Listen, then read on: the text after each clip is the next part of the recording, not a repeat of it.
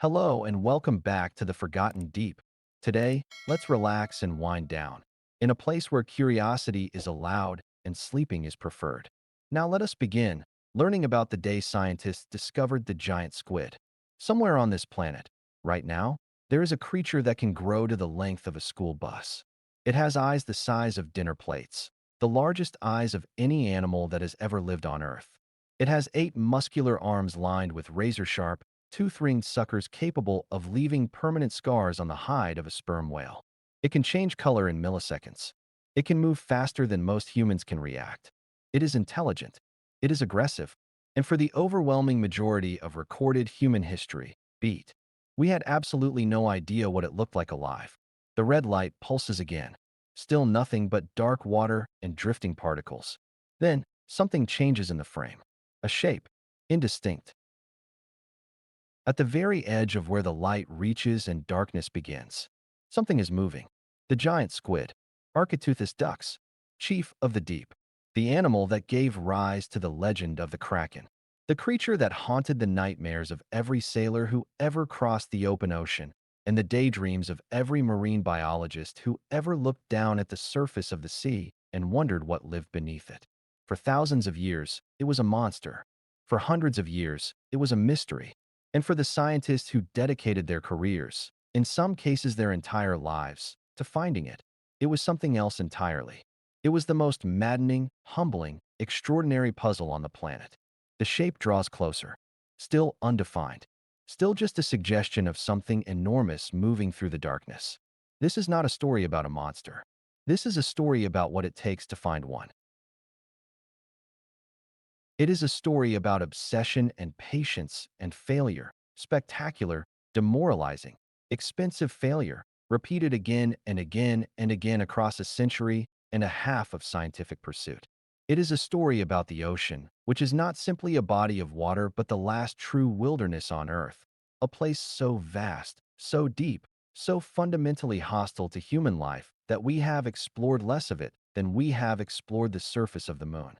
And it is a story about 3 moments. 3 specific, extraordinary moments in scientific history, separated by decades, that together represent one of the great arcs of discovery in the modern era. The shape stops moving. It is close now, close enough that the red light catches something. A texture, something smooth and enormous and glistening. Then, a tentacle drifts into frame. Pale, muscular, easily the width of a human forearm. And then the camera angle reveals it fully. A giant squid. Alive, undisturbed, moving through its world as it has for millions of years, completely unaware, or perhaps completely unconcerned, that it is being watched.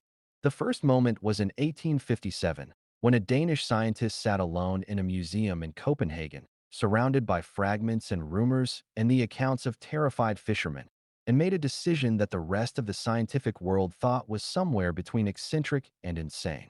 He decided to name the creature, to give it a place in the taxonomy of life on Earth, to insist, against all prevailing skepticism, that it was real. His name was Japetus Steenstrup, and he was right. The second moment was on September 30th, 2004, when a remotely operated camera, deployed from a research vessel 800 kilometers south of Tokyo, captured the first photographs ever taken of a living giant squid in its natural habitat. The animal that appeared in those images was not what anyone had expected. It was not passive. It was not graceful. It was fast and violent, and shockingly, almost disturbingly aggressive. It fought for 4 hours and 13 minutes. And when it finally escaped, it left behind a severed piece of its own body, still moving, on the end of the hook that had caught it.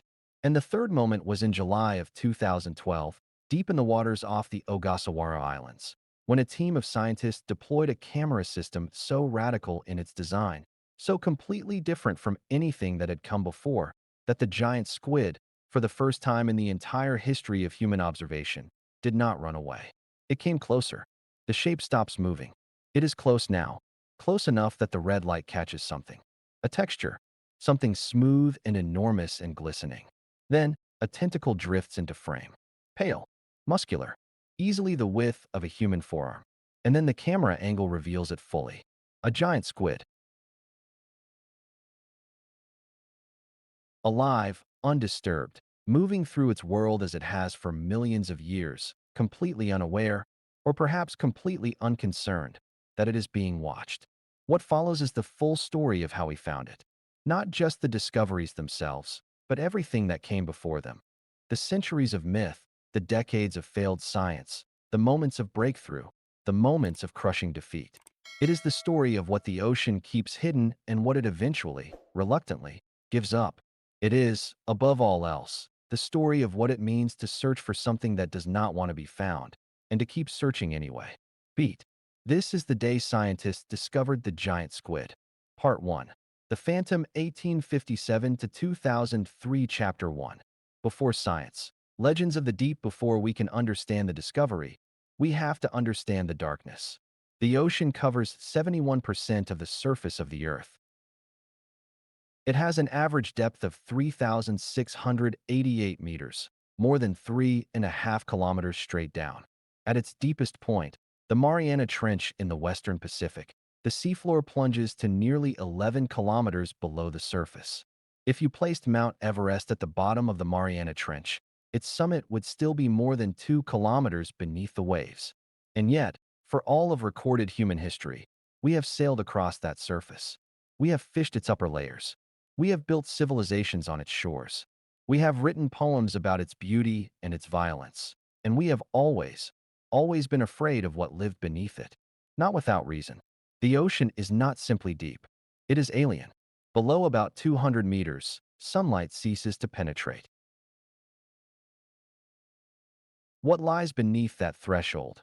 What scientists call the mesopelagic zone, the twilight zone, and below it the bathypelagic zone, the midnight zone, exists in a permanent darkness that is not merely the absence of light, but something more total, more complete, more absolute than any darkness a human being on land ever experiences. In that darkness, life has evolved in ways that seem to violate common sense. Creatures that produce their own light. Creatures with no eyes. Creatures with enormous eyes designed to detect the faintest possible trace of bioluminescence. Fish with transparent bodies, with hinged jaws that can expand to swallow prey larger than themselves. Jellyfish that pulse through the void like silent lanterns. And somewhere in the permanent dark of those intermediate depths, somewhere between 300 and 1,000 meters down, something very large indeed. The first people to encounter evidence of the deep ocean's largest resident were not scientists. They were fishermen, whalers, sailors making open ocean crossings in wooden ships, with no engines and no radios and no understanding of the physics of the deep sea. What they saw, or thought they saw, did not require understanding. It required only fear. The Norse sailors of the 9th and 10th centuries called it the Kraken.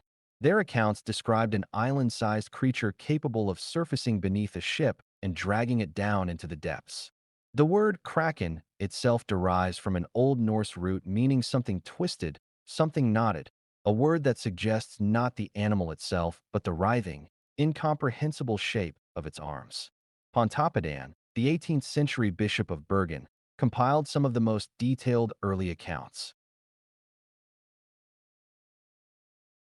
He described it as a creature of staggering size, capable of producing a whirlpool powerful enough to sink a vessel, and noted, with the matter-of-fact tone of a man reporting on agricultural statistics, that its excrement was so abundant and so pungent that it drew fish from miles away.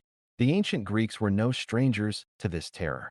Aristotle, writing in his Historia Animalium in the 4th century BCE, described a creature he called the teuthus, a large squid, distinct from the common squid, found in deeper water. He noted that it could be very large indeed. Pliny the Elder, the Roman naturalist, reported in the 1st century CE on an enormous squid encountered near Cartier in Spain. A creature so large, he claimed, that its tentacles were 30 feet long and its sucker-bearing arms were thick as a man's leg. The local fishermen, Pliny wrote, were kept awake at night by the creature raiding their fish ponds, and eventually killed it with dogs and axes. Were these accounts exaggerations? Almost certainly. Were they completely fabricated? Almost certainly not. Because across cultures and centuries and oceans, the same general shape kept appearing. Arms, tentacles, size, something very large and very much alive in the deep water. Ancient Japanese fishermen described a great squid, and painted them with a specificity that suggests direct observation rather than invention. The Polynesians of the Pacific knew them. The fishermen of the North Atlantic knew them.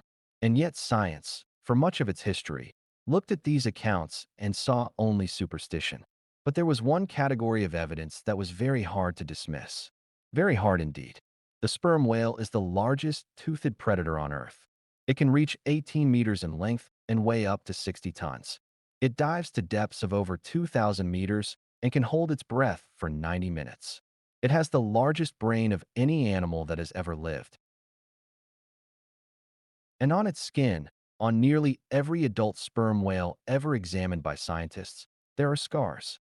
Circular scars, perfectly round, between 2 and 6 inches in diameter, arranged in clusters on the whale's face, its flanks, sometimes even its back. Some of the largest are the size of dinner plates. The edges of older scars are raised, thickened. The whale's body has been building scar tissue over them for years, sometimes decades. On some whales, the scarring is so extensive, so densely overlapping, that the animal's skin resembles a topographic map of a landscape defined entirely by craters. What leaves a circular scar on the hide of a sperm whale? The toothed rim of a giant squid sucker. This was not a subtle clue. This was not a matter of inference or interpretation. These were the unmistakable signatures of a battle, repeated, violent, deep ocean battles between the largest toothed predator on Earth and something that could wound it. Something that could fight back hard enough to leave scars that lasted for decades. Whatever was down there was real, and it was big enough and strong enough and aggressive enough to take on an animal the size of a school bus. The fishermen and sailors and Vikings weren't crazy. The sea monster was real. The question, the question that would consume the next 200 years of scientific inquiry was, what exactly was it? Chapter 2. The Scientific Naming. 1857. In the middle of the 19th century, natural history was having a moment. The 1800s were the golden age of taxonomy, the science of naming and classifying living things. Darwin had published his theory of evolution in 1859, or was about to, depending on where you stand in this story, and the scientific world was electrified by the idea that all life was connected, that everything could be understood, categorized, placed within a rational system. Museums and universities across Europe were filling their collections with specimens from around the world. Explorers and naturalists were fanning out across every continent and every ocean, bringing back bones and shells and pressed flowers and preserved animals, all of it feeding the great intellectual project of making sense of life on Earth. Into this atmosphere walked Japetus Steenstrup. Johannes Japetus Smith Steenstrup was a Danish zoologist, born in 1813, and by the 1840s he was one of the most respected naturalists in Scandinavia. He was the professor of zoology at the University of Copenhagen, a man of formidable intellect and even more formidable stubbornness. He collected evidence. He was meticulous, careful, systematic. And in the mid-1840s, he became interested in a question that his colleagues considered, at best, peripheral to serious science. He wanted to know if the Kraken was real, not in the folkloric sense, not the island-sized monster of Norse legend, but the kernel of truth inside the legend, the large, real, biological animal that had, over centuries of observation and exaggeration, given rise to all those stories. Steenstrup was a scientist, and scientists do not accept legends. But they also do not dismiss data. And the data, he had noticed, was accumulating. It had begun, in a sense, with a beach in Iceland. In 1639, more than 200 years before Steenstrup sat down to write his landmark paper, a large carcass had washed ashore on the coast of Iceland near a place called Injeri. The local people had no name for what they had found. They described it as enormous, red-colored, many-armed, and possessing what they called a beak, like a large bird, only inverted, pointing downward rather than up. They called it a skjolddraken, a shield ray, though the name didn't really fit anything. They couldn't classify it because nothing in their experience corresponded to it. The account was recorded, filed away, and largely forgotten for 2 centuries. Then there was the account from 1673, also from Iceland. Another stranded animal, partially decomposed, described in enough detail that Steenstrup, reading the account in the 1840s, recognized it as the same type of creature. And then there was the beak. In 1853, a fragmentary carcass had washed ashore on the coast of Denmark. Most of it was gone, decomposed, consumed, scattered by the sea. But one part remained, a hard, curved, almost horny structure, black-brown and smooth, shaped like the beak of a parrot but inverted, the two halves closing against each other from above and below rather than side to side. It was about 6 centimeters long, roughly the size of a man's palm, and it was completely unlike any beak from any bird, any fish, any known animal. It was the beak of a giant squid. Steenstrup recognized it for what it was because he had been reading. He had been collecting accounts, cross-referencing them, tracing the recurring descriptions through centuries of maritime literature. The arms, the tentacles, the enormous body, and always, the beak. He had been building a case, piece by piece, year by year. And when the 1853 specimen landed on his desk at the Zoological Museum, he had almost enough. He needed one more thing. He got it in 1855 when a colleague sent him detailed accounts of an encounter off the Bahamas. A large animal had been observed, not a stranding, not a carcass, but an actual living animal seen from a vessel, tentacles visible at the surface, body partially exposed. The accounts were imprecise, as eyewitness accounts always are, but the shape was consistent. The size was consistent. And the beak, again the beak, recovered as the animal submerged, was consistent. Steenstrup had his case. On March 3, 1857, Japetus Steenstrup stood before the Danish Society of Natural History in Copenhagen and presented a paper that would change the history of marine biology. The paper was titled, in the formal Latin of 19th-century natural science, Oplysninger om den I den neer, tid I forhandlingeren om talt kemkalmers Nederlige forekomst I Danmarsk og Islandsk Farvand, which translates, roughly, as information on the giant squid's natural occurrence in Danish and Icelandic waters. It ran to several dense pages of careful, methodical argument, drawing on every account Steenstrup had assembled over the previous decade. It cited the Iceland strandings. It cited the Bahamian observations. It described the beak in clinical detail.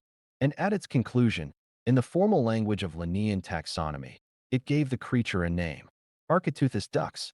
Architeuthis, from the Greek, archon, meaning ruler or chief, and teuthis, meaning squid, chief squid. The naming of a species is, in the world of biology, a solemn and consequential act. It is not simply a matter of attaching a label to an animal. It is a declaration that the animal exists, that it is distinct, identifiable, real, and that it deserves a place in the formal record of life on Earth. Before Steenstrup's paper, the giant squid was a legend.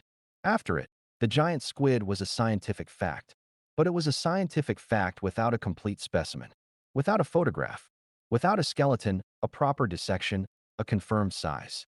Steenstrup had named the animal based on fragments, a beak here, a partial carcass there, accounts from sailors and fishermen whose reliability was impossible to verify. And the scientific community, broadly speaking, was skeptical, not dismissive exactly. The beak was real. The accounts were consistent.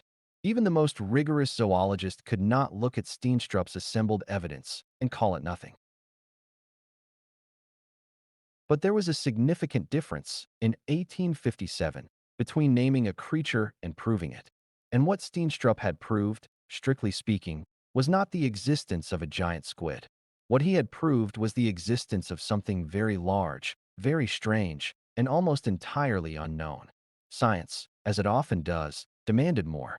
Steenstrup himself seemed to understand this.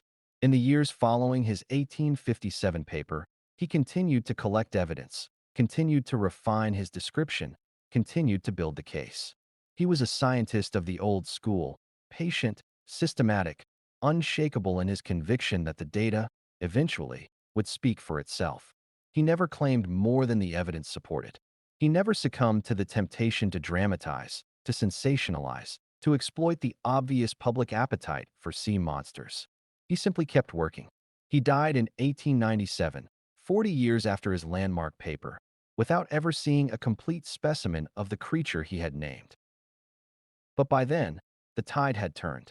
Because in the 2 decades between his 1857 paper and the mid-1870s, something happened that transformed the giant squid from a scientific hypothesis into an unavoidable reality. It started washing up on the beaches of Newfoundland. And it wouldn't stop. Chapter 3. Proof Through Death. The golden age of specimens before Newfoundland. There was the Alecton. The year was 1861. The ship was a French steam corvette, a naval vessel, fast and modern by the standards of the day, on routine patrol in the Atlantic Ocean. On November 30th, the Alecton was approximately 120 kilometers northwest of Tenerife in the Canary Islands when the lookout spotted something extraordinary at the surface of the water. The ship's captain, Lieutenant Billet, would later write a detailed account that was presented to the French Academy of Sciences and would eventually land on the desk of a certain French novelist named Jules Verne.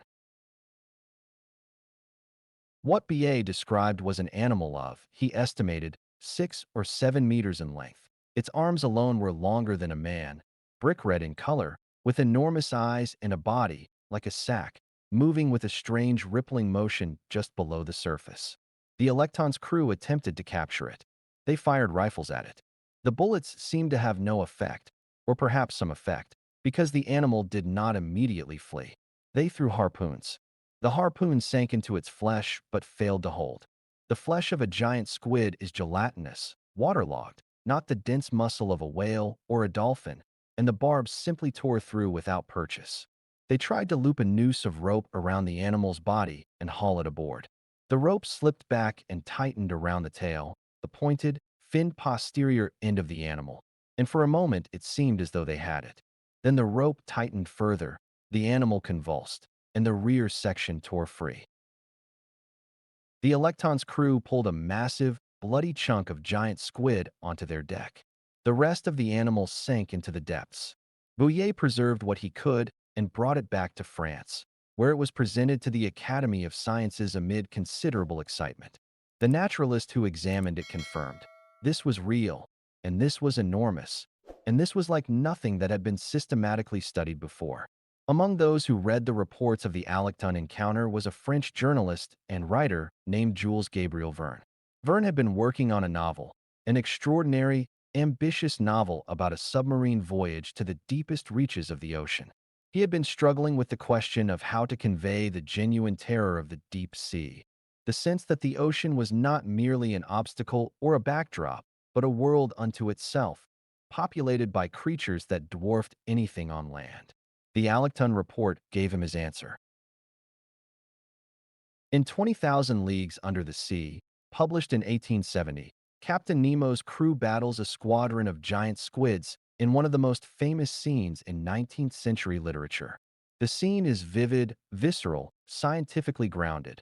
Verne was careful with his biology, and it introduced the concept of the giant squid to a global popular audience in a way that no scientific paper ever could. The creature Steenstrup had named in an academic address to a Danish learned society became, through Verne's imagination, a piece of the global cultural imagination. The monster had a name. It had a story. What it still lacked was a proper body.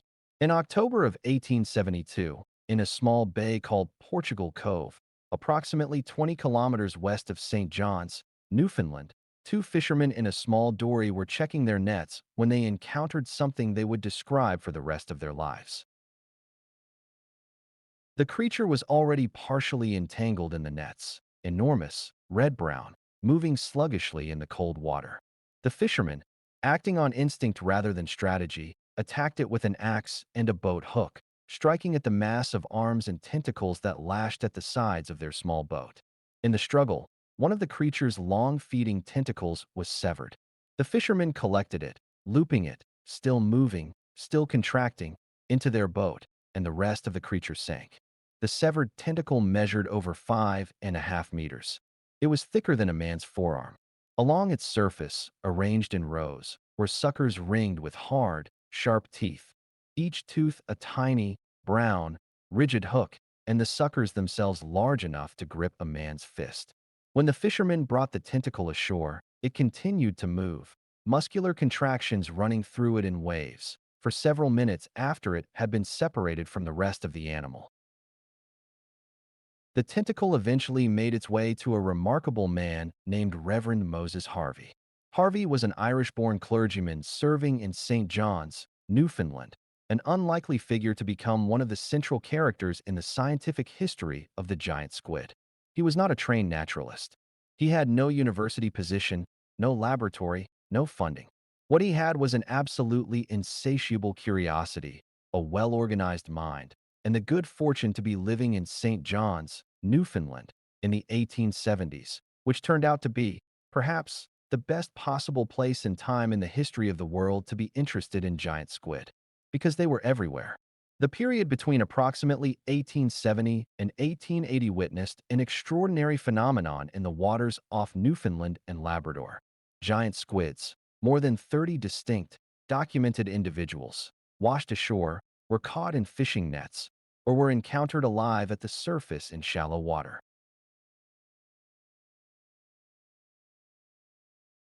It was an unprecedented concentration of sightings, and it had no clear explanation then, though some researchers would later speculate about changes in water temperature affecting deep-sea prey distributions or fluctuations in sperm whale populations that might have reduced predation pressure.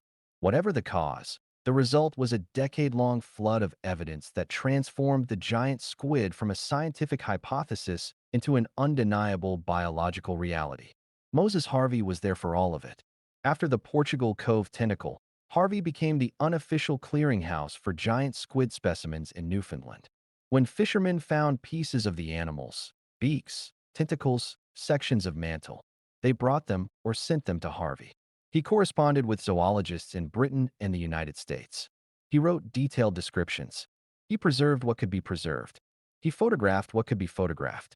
And then, in October of 1873, he got the whole thing.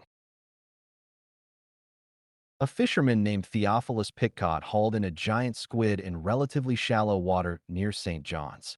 A large, freshly dead individual, mostly intact, the most complete specimen anyone had ever obtained. Harvey acquired it. He then did the thing that would make his name in the history of science in a way that no careful correspondence or meticulous anatomical description ever quite could. He draped it over his bathtub and took a photograph. The photograph, taken in the parlor of Harvey's St. John's home, with the animal's arms and tentacles spread over a circular copper bathtub that was itself about 1.5 meters across, is one of the most extraordinary scientific images of the 19th century. The squid dwarfs the bathtub.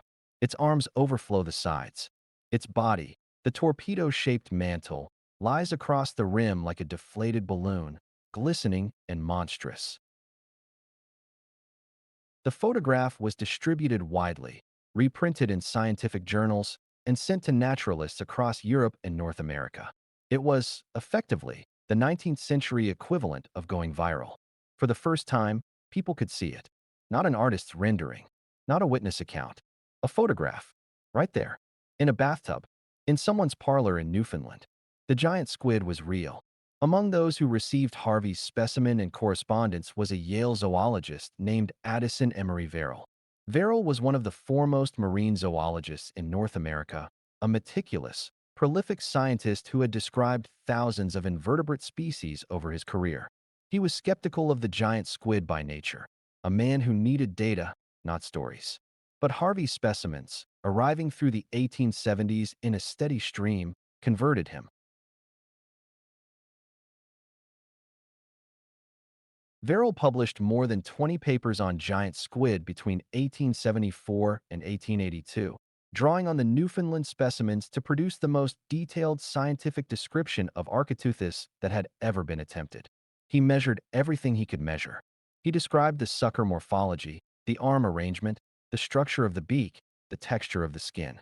He estimated sizes, though the estimates were difficult to make reliably, because squid tissue stretches significantly after death, distorting measurements. He proposed, controversially, that adult giant squid might reach lengths of up to 18 or 20 meters, including the tentacles. Later researchers would revise this estimate significantly downward. The true maximum size is now estimated at around 13 meters for females somewhat less for males.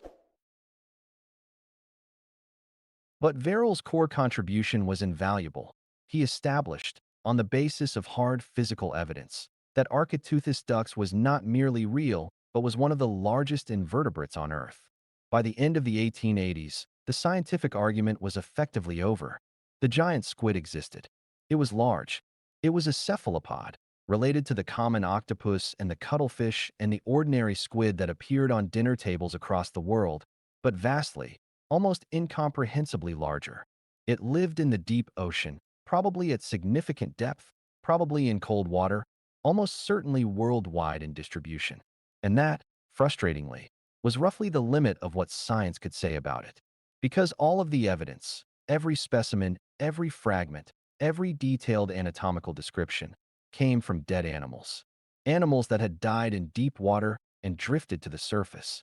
Animals that had been hauled up in fishing nets. Animals that had washed onto beaches in various stages of decomposition. The giant squid had been proven to exist, but it had never been observed alive, in its natural habitat, doing the things that living animals do. What did it eat, other than fish and smaller squid? How did it hunt? How did it reproduce? How long did it live? Where, exactly, in the ocean did it spend its time? Did it live alone or in groups? Was it aggressive or shy? Fast or slow? Territorial or nomadic? Nobody knew. Nobody had ever seen one alive. The most famous, most dramatic, most mythologized animal in the ocean was, in terms of its actual living behavior, a complete blank. Chapter 4. The 20th Century. A century of failure. The 20th century brought with it remarkable advances in the technology of ocean exploration. Scuba diving, submersibles, sonar, remotely operated vehicles, satellite tracking, underwater cameras, the NOAA research fleet, oceanographic institutions at Woods Hole, Monterey, Scripps, hundreds of millions of dollars invested in understanding what lay beneath the ocean's surface. And in all of that, across 100 years of accelerating technological capability and expanding scientific ambition, not a single clear photograph of a living giant squid in its natural habitat. Not one piece of film. Not one sonar trace conclusively identified as Architeuthis. Not one underwater camera that had captured anything more than a fragmentary glimpse before the animal vanished. The giant squid was still a ghost. Part of the problem was simple physics. The giant squid lives, based on the best available evidence. Stomach contents of sperm whales, occasional live sightings at the surface, the distribution of strandings at depths of between 300 and 1,000 meters, with some evidence suggesting they may occasionally go deeper. 300 to 1,000 meters is not the very bottom of the ocean. It is not even close to the deepest point, but it is deep enough to be completely beyond the reach of natural light. Deep enough that the pressure is between 30 and 100 times the pressure at the surface. Deep enough that reaching it requires either very expensive submersibles or remotely operated vehicles with very long tethers. And deep enough that the ocean at those depths is an enormous, featureless void, three-dimensional, isotropic, offering no landmarks, no topography, no reason for an animal to be in any particular spot rather than any other. Finding a giant squid in the deep ocean, the marine biologist Richard Ellis once observed, was like trying to find a specific cloud in the sky. Not just any cloud, but one particular cloud, moving, changing, in an atmosphere that stretched for thousands of kilometers in every direction. You could spend years looking and never come close. There was also the problem of behavior. The giant squid, insofar as its behavior was understood at all, seemed to be exceptionally well suited to avoiding detection. It lived in darkness. It had large, sensitive eyes designed to detect the faintest traces of bioluminescence against a black background, eyes that would, by the same token, be exquisitely sensitive to the bright artificial lights of a research submersible. It was fast, extraordinarily fast, capable of jet propulsion that could accelerate it through the water with a velocity that made conventional pursuit hopeless. And it was, presumably, wary. An animal that shared its habitat with sperm whales could not afford to be incautious. Every time a research vessel had approached the deep ocean with bright lights and noisy motors, and the full array of conventional oceanographic equipment, the giant squid, if it was there at all, had simply not been there anymore. In the 1990s, as marine biology grew more sophisticated and more ambitious, the frustration around giant squid research reached something close to a fever pitch. A handful of researchers had made the animal the focus of their careers, and the collective failure of the field was beginning to feel less like a temporary obstacle and more like a fundamental problem. Clyde Roper was among the most prominent of these scientists, a Smithsonian Institution zoologist who had spent decades studying giant squid from a purely morphological and systematic standpoint, and who by the mid-1990s was determined to observe one alive. Roper approached the problem with the rigorous, methodical mindset of a classical naturalist. He thought carefully about what was known, worked backward from first principles, and arrived at what seemed like an elegant solution. If you want to find what sperm whales eat, he reasoned, follow the sperm whales. The logic was impeccable. Sperm whales were known, beyond any reasonable doubt, to eat giant squid in large quantities. Stomach contents of stranded and harpooned whales had contained thousands of giant squid beaks, the hard, indigestible beak being the one part of the squid that the whale's digestive system couldn't break down, accumulating in the stomach over the animal's lifetime. Individual whales had been found with hundreds, sometimes thousands of beaks. Analysis of whale body tissue showed chemical signatures consistent with a diet heavily weighted toward large squid. And the scars, always those circular scars, told the story of the hunt. If sperm whales knew where giant squid were, Roper reasoned, then tagging sperm whales and following them to their deep-diving feeding grounds would lead a camera directly to the squid. In 1997, Roper led an expedition to Kaikoura Canyon off the coast of New Zealand, a deep underwater trench that was one of the most productive sperm whale feeding grounds in the southern hemisphere. The plan was to attach small cameras to sperm whales, a technique known as critter cam, pioneered by National Geographic, that would record whatever the whale encountered during its deep dives. The expedition was well-funded, well-equipped, well-publicized. It was accompanied by a documentary crew. There was considerable anticipation in the marine biology community. The whale's dove, the cameras recorded, and the footage showed absolutely nothing that had not been seen before. Not a single giant squid, not a tentacle, not a sucker, not a shadow of something large moving at the edge of the frame. Thousands of hours of deep-sea footage from cameras attached to animals that were, demonstrably, eating giant squid in large quantities, and nothing. The cameras, it turned out, were pointing in the wrong direction during the actual feeding events. Or the whales were feeding in a way that kept the squid out of frame. Or the squid, encountering the camera-equipped whale, behaved differently than they would with an unencumbered one. The reasons were debated. The result was unambiguous. Another failure. Roper was not alone in his frustration. Across the 1990s and into the early 2000s, a series of expeditions by different teams using different techniques all produced the same result. ROVs swept the deep water with bright lights and found nothing. Baited camera systems were deployed and retrieved photographs of crustaceans, small fish, and occasionally the ghostly drift of bioluminescent organisms, but no giant squid. Acoustic monitoring systems, hydrophone arrays designed to detect the sounds made by large animals, recorded the clicking of sperm whales and the low-frequency groans of the ocean itself, but nothing that could be attributed to a giant squid. There was, at the time, a serious scientific debate about whether giant squids were simply very rare, whether the Newfoundland strandings of the 1870s represented an anomalous aggregation that had given a misleading impression of abundance, or whether they were common but extraordinarily good at avoiding the specific things that researchers were doing to find them. A New Zealand researcher named Steve O'Shea was pursuing what might charitably be described as a creative approach to the problem. O'Shea theorized that the key to finding live giant squid was not to look in the deep ocean for adults, but to look in shallow water for juveniles, tiny Architeuthis, newly hatched, present in the surface waters before they descended to their deep water adult habitat. His method for attracting them was, to put it delicately, provocative. O'Shea proposed deploying samples of liquefied giant squid reproductive tissue as a chemical attractant, on the theory that the juvenile squid's instinctive response to squid pheromones would override their natural wariness.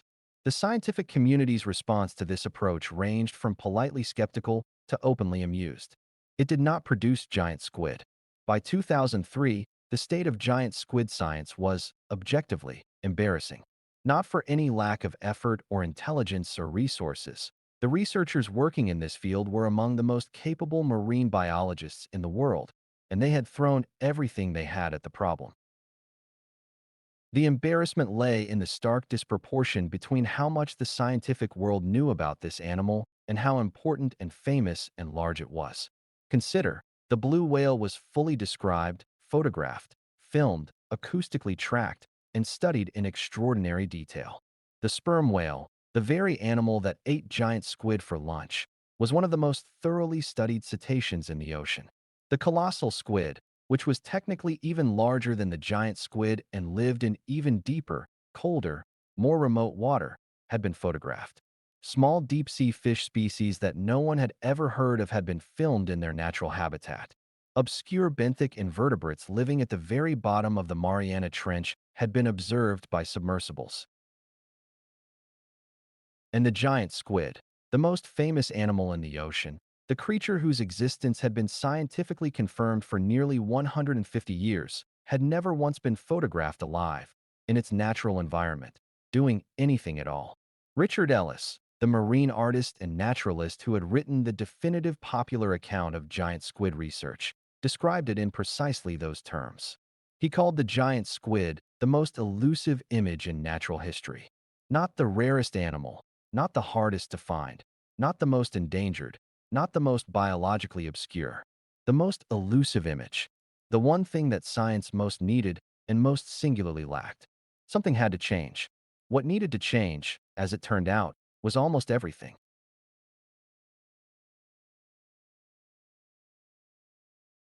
Part 2. The First Glimpse 2004 to 2006 Chapter 5. The Japanese persistence in the years when Western science was deploying critter cams and liquefied squid gonads and increasingly sophisticated ROVs in the North Atlantic and the waters around New Zealand. A Japanese zoologist at the National Science Museum in Tokyo was taking a different approach entirely. His name was Tsunami Kabadara, and he was, by temperament and training, the kind of scientist who proceeds by accumulation rather than inspiration. He was not a dramatic figure. He did not give press conferences or court media attention. He worked in a relatively modest institutional setting, without the massive research budgets that characterize the oceanographic programs at Woods Hole or Scripps or the Monterey Bay Aquarium Research Institute. What he had was time, patience, and a fundamental conviction that the problem of finding the giant squid alive had not yet been approached correctly. He also had a partner with exactly the right expertise. Kyoichi Mori was not a marine biologist. He was a naturalist and a whale-watching operator, someone who spent his working life on the ocean, watching marine mammals from small boats, learning the rhythms and patterns of animal behavior in a way that no laboratory-based researcher could replicate. Mori worked out of the Ogasawara Islands, a remote archipelago of about 30 islands roughly 1,000 kilometers south of Tokyo. The islands are extraordinary, volcanic, forested, surrounded by very deep water, and sitting in the middle of one of the most productive cetacean habitats in the Western Pacific. Sperm whales congregate around the Ogasawara Islands in significant numbers. Mori knew exactly where they went, approximately when, and roughly to what depth. He had been watching them for years. He knew, from the dive profiles and the surface behavior and the specific geography of the underwater canyons around the islands, which locations the whales used most intensively for deep-water feeding. He knew, in other words, where the sperm whales went to find the squid. Kabadara and Mori's collaboration began in the early 2000s, and their methodology emerged from a simple but profound insight that the previous decade of Western research had, in retrospect, failed to fully exploit. The insight was this: rather than trying to find the giant squid by looking for it directly, an approach that had consistently failed, they should use the sperm whale not as a vehicle for cameras, but as a navigational tool. The whales knew where the squid were.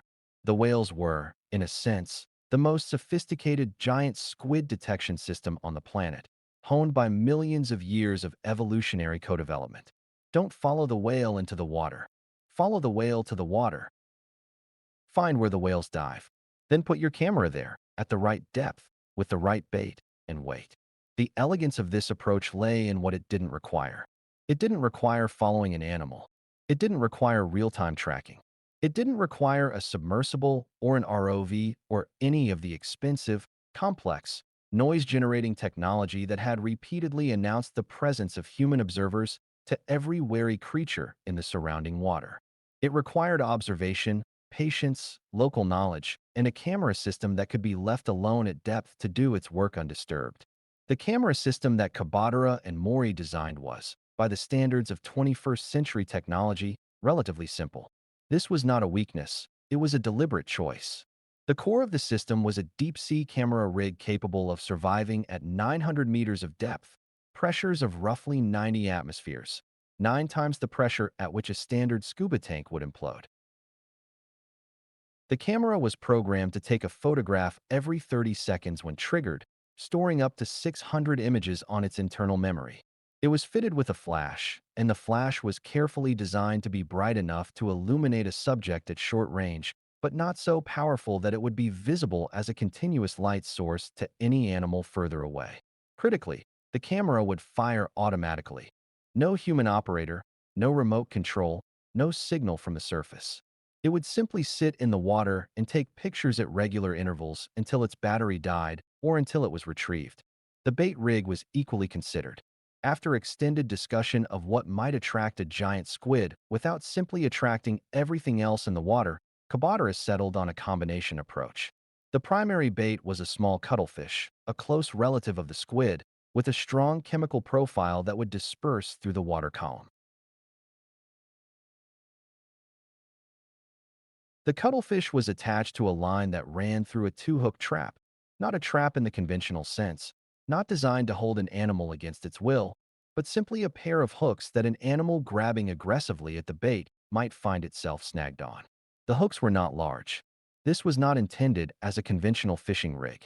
The purpose of the hooks was to create a brief moment of contact, enough for the camera to capture photographs, not to hold the animal indefinitely. The whole system, camera, bait, hooks, weights, buoy line, was deployed from a small research vessel. It took less than an hour to set up and lower into the water. And then you waited. Kabadara and Mori deployed their system repeatedly throughout 2002 and 2003. They went to the Ogasawara Islands when the sperm whales were there, identified the areas of highest diving activity, and lowered their cameras into the water at precisely the depths where the whale behavior suggested feeding was occurring. Nothing. They retrieved cameras full of photographs of empty dark water. They adjusted the bait. They adjusted the depth. They modified the hook configuration. They changed the timing. They went back and went back again. 2 full years of deployments, dozens of camera drops, and the only thing that appeared consistently in the photographs was the peculiar, haunted aesthetic of deep ocean at 900 meters, particles drifting through the frame, the flash catching nothing but water and the occasional small fish attracted by the light. The giant squid, if it was there, was not taking the bait. It would be tempting, in retrospect, to read these years of failure as a simple prologue to inevitable success. To say that Kabadara and Mori simply had to keep trying until they got lucky, that persistence was the only variable that mattered. But that would be both historically inaccurate and scientifically unfair. What Kabadara and Mori were doing during those 2 years of failure was not just waiting. They were learning. They were learning from each failed deployment how giant squid were, or were not, behaving in relation to their rig. They were refining their understanding of the whale distribution data. They were modifying the system based on what the photographs, even when they showed nothing, could tell them about the conditions at depth. And they were building, through sheer repetition, the procedural expertise that would allow them to execute flawlessly when conditions were finally right. By the summer of 2004, they had been doing this for 3 years. The system had been refined as far as it could be refined with the available technology. The location, a specific area of deep water to the northwest of Shikijima Island in the Ogasawara archipelago, where sperm whale diving activity was consistently concentrated, had been selected on the basis of 3 years of observation. The depth, 900 meters, had been calculated from whale behavior data and the limited existing information about giant squid habitat preferences. On September 30th, 2004, Kabadara and Mori lowered their camera into the water at 9:15 in the morning. Then they waited. Chapter 6, September 30th, 2004. The day everything changed. There is a particular quality of waiting that scientists know better than almost anyone else on Earth. It is not passive. It is not simply the absence of activity. It is a state of sustained, calibrated attention, the mind simultaneously alert and quiescent, ready to process information the moment it arrives while remaining functional during the potentially very long interval before it does.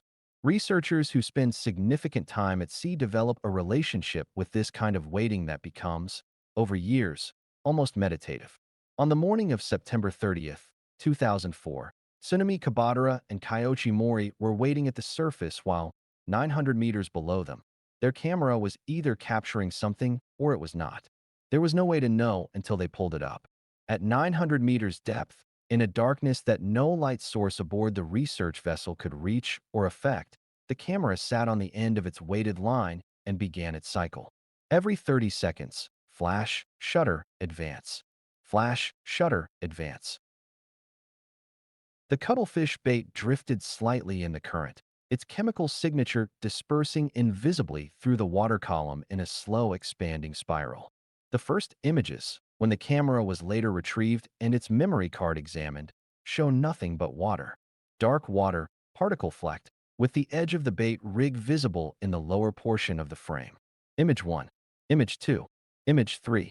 30 seconds apart. The same image repeated with minor variations in the particles caught by the flash. Then, and it is possible to determine from the timestamps exactly when this happened, something appeared in frame. The animal arrived fast. This was the first surprise, and it was a significant one. The prevailing assumption in much of the giant squid literature, built up from the impression of sluggishness conveyed by stranded and dead specimens, was that Architeuthis was a relatively passive hunter, perhaps an ambush predator, perhaps an opportunistic feeder. Something that drifted through the deep ocean and grabbed at prey when it came close enough. Something slow. The photographs showed something very different. The giant squid approached the bait rig not from below, not drifting down from above, but horizontally, moving with purpose, arms spread wide. The two longer feeding tentacles already extended in front of it. The approach was direct and decisive. The squid was not drifting. It was hunting.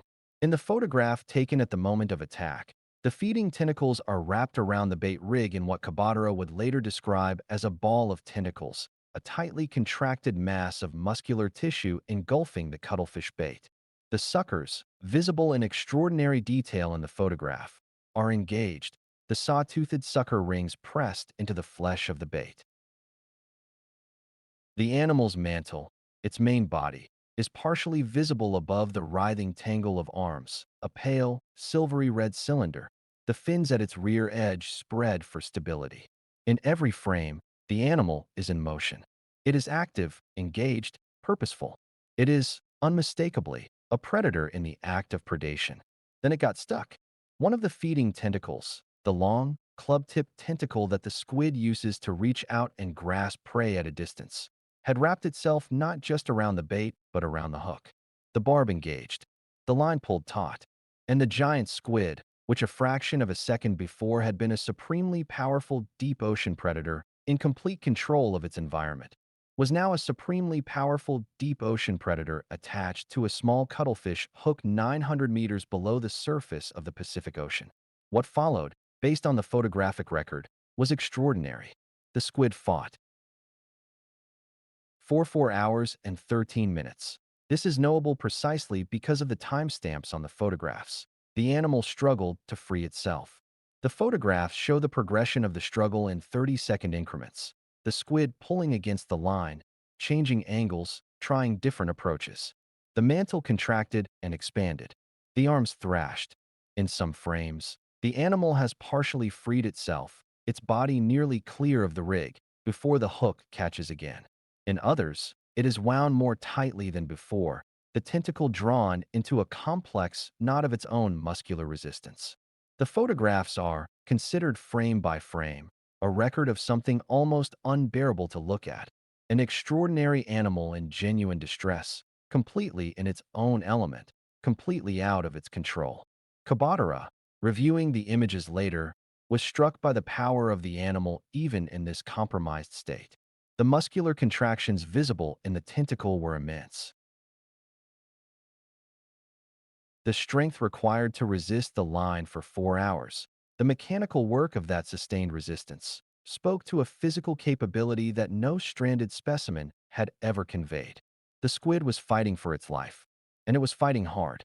After 4 hours and 13 minutes, it found a solution. The final photographs in the sequence show the giant squid in a new configuration. The trapped tentacle, rather than pulling away from the hook, is bent back on itself at a sharp angle. And then, in the next frame, the bait rig is empty. The squid had autotomized. It had sacrificed a limb to escape. Autotomy, the deliberate self-amputation of a body part to escape a predator or trap, is a known capability in cephalopods. Octopuses do it routinely, but observing it in a giant squid, in the context of this 4-hour struggle, was something else. It was evidence of a decision, not a reflex, but an active, calculated choice to lose a part of the body in order to save the rest. The lost tentacle tip, still attached to the hook, was almost 8 meters long when Kabadara and Mori hauled the rig to the surface. It was still moving, muscular contractions traveling along its length in slow waves for more than 4 hours after it had been severed from the living animal. The suckers were still firing, contracting, releasing, as though the tentacle were trying to grip something that was no longer there. It was, in its way, the most visceral evidence yet of just how alive this animal was. Kabadara and Mori had 556 photographs. The photographic sequence was clear, well-lit, scientifically rigorous. The depth was confirmed by the pressure sensor on the camera rig, 900 meters, exactly as planned. The timestamps gave a precise timeline of the encounter. The severed tentacle provided a physical specimen that could be cross-referenced against existing Architeuthis morphology. And the photographs themselves, taken at 30-second intervals through a 4-hour encounter, showed, for the first time in recorded history, a living giant squid engaged in natural behavior in its natural habitat. Based on the scale relationships visible in the photographs, the known size of the bait rig, the camera-to-subject distance calculable from the focal length, and the apparent size of the tentacle, Kabadara estimated the size of the animal. His calculation suggested a total length of approximately 8 meters, including the tentacles. Without the tentacles, just the mantle and arms, perhaps 3 to 4 meters. This was not a large specimen by the standards of what stranded animals had suggested was possible. It was, most likely, a young adult. There were larger ones in the ocean. There almost certainly had to be. Kabadara and Mori waited 13 months before publishing. This is worth pausing on, because in an era of immediate digital communication and constant competitive pressure in science, 13 months is an extraordinary act of restraint. They could have released the photographs immediately. The images would have been global news within hours. The pressure to publish, from their institutions, from the media, from the broader scientific community that was already aware they were working on this problem, was considerable. They chose to wait because they wanted to do it properly. They wanted the photographic analysis complete, the size estimates verified, the specimen confirmed through independent DNA testing, the paper peer-reviewed and accepted before a single image appeared in public. They did not want the first publication of photographs of a living giant squid to be a press release. They wanted it to be science. The paper was submitted to the Proceedings of the Royal Society B, one of the most prestigious biology journals in the world, and accepted after peer review. The manuscript was built around 556 photographs organized into a coherent scientific narrative, accompanied by the morphological analysis of the severed tentacle, the size calculations, and a careful, methodical discussion of what the photographic evidence suggested about Architeuthis behavior. On September 27th, 2005, the paper was published. The world received it in a way that is unusual in the history of scientific publication. Science papers are rarely news. The proceedings of the Royal Society is not typically covered on front pages or television news programs. But these photographs were different, and everyone understood immediately why they were different. Within 24 hours of publication, the images were on the front page of newspapers in Japan, the United Kingdom, the United States, Australia, Germany, France, and dozens of other countries. Television networks ran the story on their evening broadcasts. The Internet, in 2005, still in the early days of broad social media adoption, but with news sites and email chains well established, distributed the photographs with extraordinary speed. The public response was not purely scientific curiosity, though there was plenty of that. It was something more elemental. These were photographs of the creature that had inspired the Kraken, that Jules Verne had immortalized, that children had been terrified of and fascinated by for generations. And the photographs showed not a lurking monster, but an animal, a real, biological, physical animal, doing what animals do: hunting, struggling, adapting, surviving. The reaction in the scientific community was equally significant, if more measured in its expression. Among marine biologists, the images circulated with an unusual electric charge. Comments in the literature and in the back channels of scientific correspondence used words like extraordinary, decisive, transformative. Frederick Aldrich, who had spent decades studying giant squid in Newfoundland before his death in 1991, had not lived to see this day. Clyde Roper, who had, and who received news of the publication while at sea on yet another expedition, described feeling a complicated mixture of vindication and something he could only describe as relief. The scientific world had known, in an abstract sense, that the giant squid existed. Now it had seen it. But the photographs, extraordinary as they were, had limitations that Kabadara understood better than anyone. They were still photographs, not video. They showed the animal at 30-second intervals, meaning that the behavior between frames was invisible, inferred rather than observed. The lighting conditions, while good enough for identification and basic behavioral description, were not ideal. The animal was not completely free. It was hooked, fighting a line, in a state of extreme physiological stress. Its behavior in those 4 hours and 13 minutes was the behavior of a trapped animal, not a free one. What Kabadara wanted was video. What he wanted was an animal not caught on a hook, but simply moving through its environment.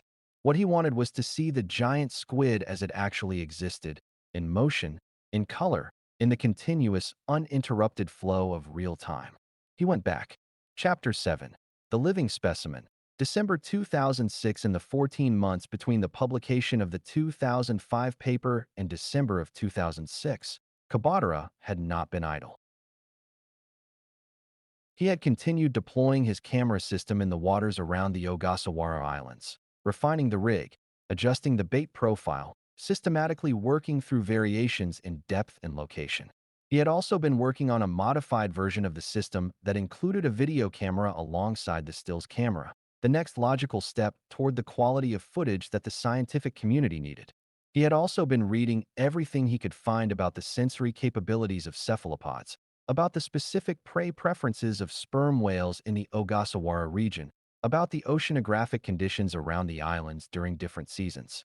He was, in the way of all the best field scientists, trying to think like his subject. Specifically, he was thinking about depth. The 2004 photographs had shown a giant squid at 900 meters. But Kabadara had reason to believe that the relationship between giant squid and depth was not fixed, that the animals might move through a significant vertical range depending on conditions, prey availability, time of day. Sperm whale diving data from the Ogasawara region suggested that the whale's deep feeding dives were sometimes as shallow as 400 meters, sometimes as deep as 1,200 meters. This suggested that the squid were distributed across a wide depth range, not confined to any particular layer.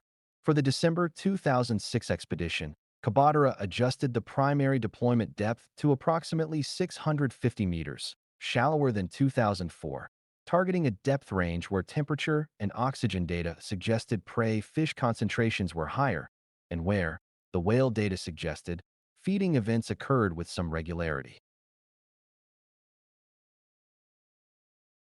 On December 4th, 2006, a date that, like September 30th of 2004, would become a reference point in the history of marine biology, Kabadara's rig was struck by a giant squid at 650 meters depth.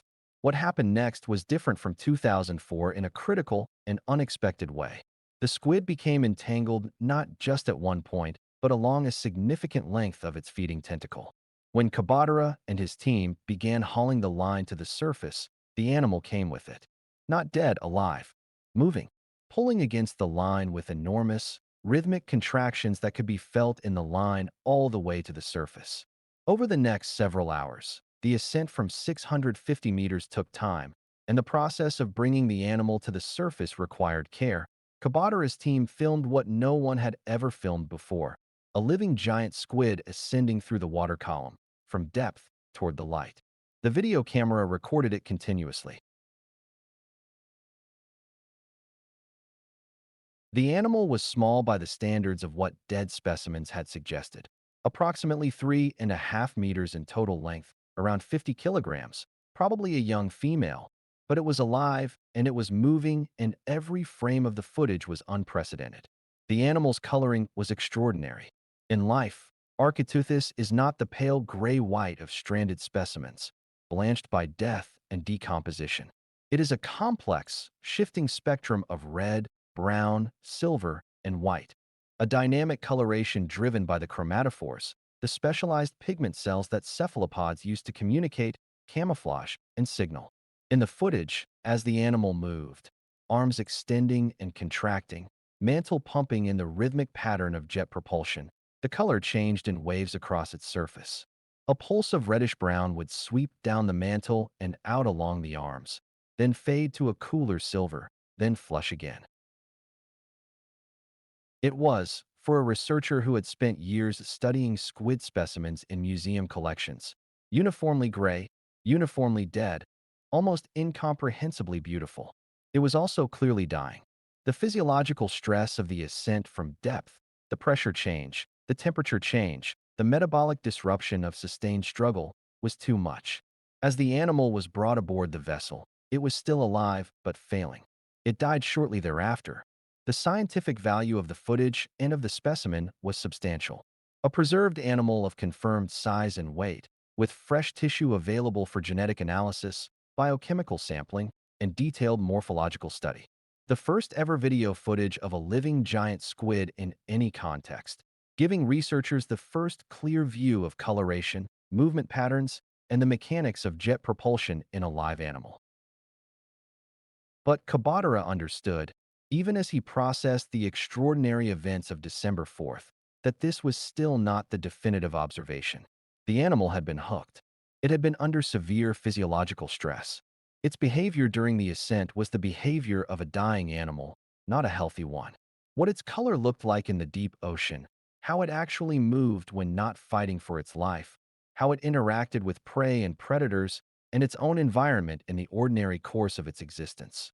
All of this remained unknown. The photographs of 2004 and the video of 2006 had cracked the door open. But the door was not yet fully open. To open it fully, someone would need to do something entirely different. To see the giant squid truly undisturbed, in its natural habitat, engaging in natural behavior, not fighting and not dying, would require a technology that did not yet fully exist. It would require a new way of thinking about deep-sea observation.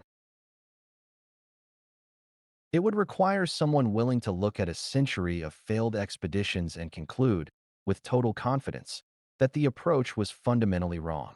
It would require Edith Witter. Part 3. The Holy Grail 2012 to 2013 Chapter 8. The problem with traditional methods let us consider, for a moment, what it would take to hide from a human being. Not hide in the way that a person hides, crouching behind furniture, pressing flat against a wall, holding still, and hoping not to be noticed. Hide in the way that a wild animal hides from a predator. Hide using every sensory advantage your biology has given you. Every adaptation that millions of years of evolutionary pressure have refined into something close to perfection. You would need to know the predator was coming before it arrived.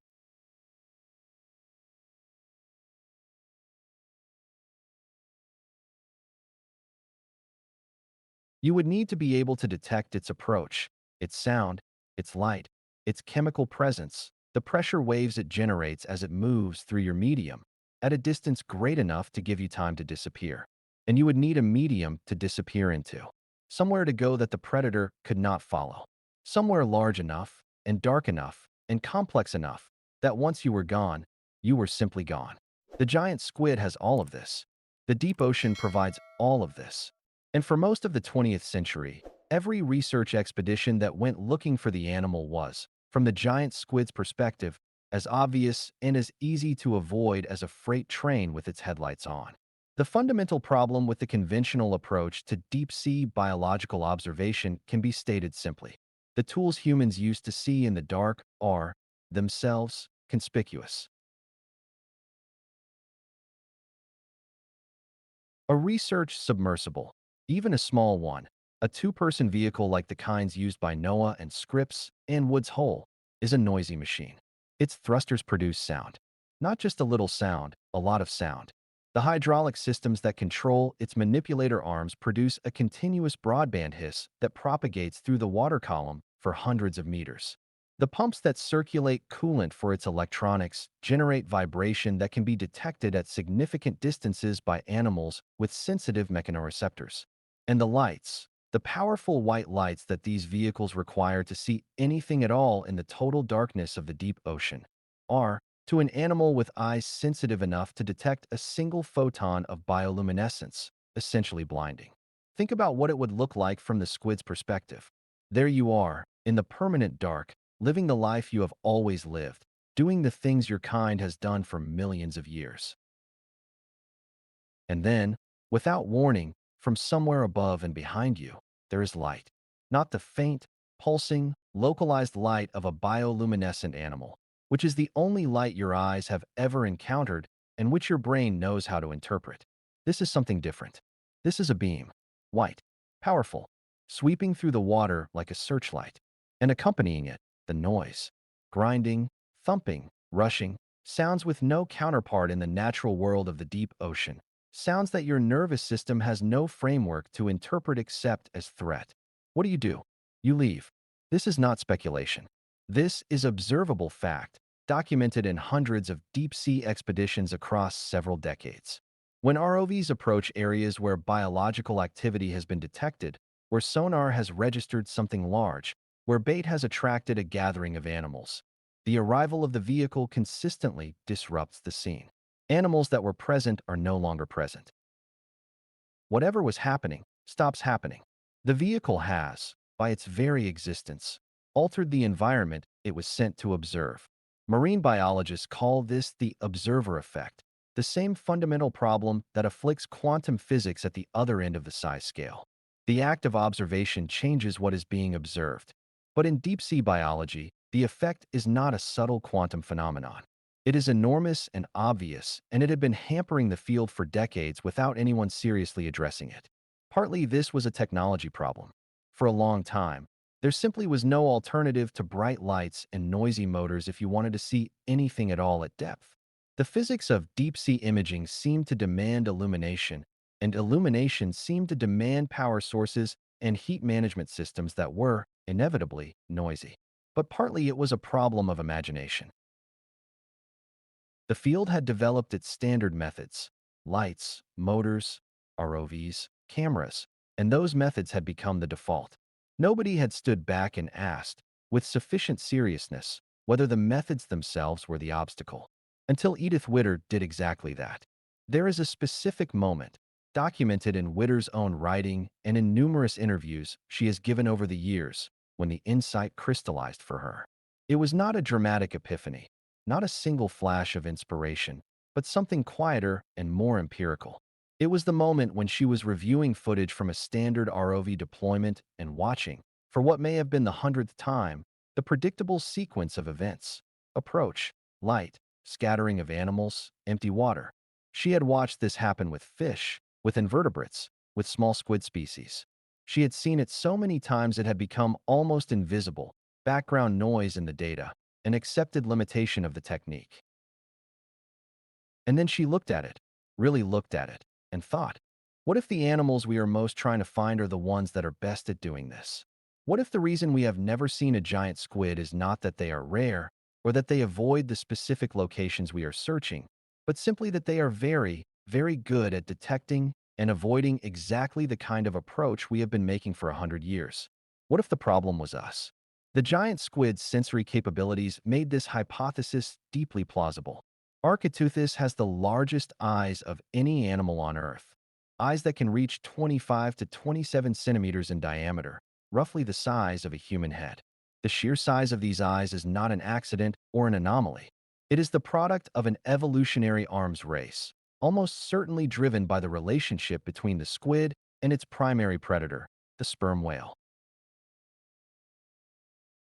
Large eyes gather more light, and more light means better detection capability in near total darkness. A giant squid can almost certainly detect the bioluminescence produced by a disturbed animal at a range of several hundred meters, perhaps more. And it can certainly detect the bright, sustained, artificially powered lights of a research submersible from very much further away than that. In addition to vision, cephalopods have a sensory system called the lateral line, a network of mechanoreceptors distributed across the body surface that detects pressure waves and vibration in the surrounding water. Fish have this system too, and it is the reason why a school of fish can change direction instantaneously and perfectly. The lateral line allows each fish to detect the movement of its neighbors without visual cues, at speeds that are faster than the nervous system can consciously process. In squid, the lateral line equivalent, called the statosis system, is similarly sophisticated. It can detect vibration in the water column at frequencies that correspond precisely to the hydraulic systems used in ROV thrusters. The giant squid, in other words, could hear a research submersible coming from a very long way away. It could see its lights from a very long way away. And it had every reason, given that its primary predator was one of the largest, most powerful animals on Earth, to treat any large, bright, noisy thing approaching from above as something to avoid immediately. The research submersibles weren't finding the giant squid because the giant squid was listening for them and leaving before they arrived.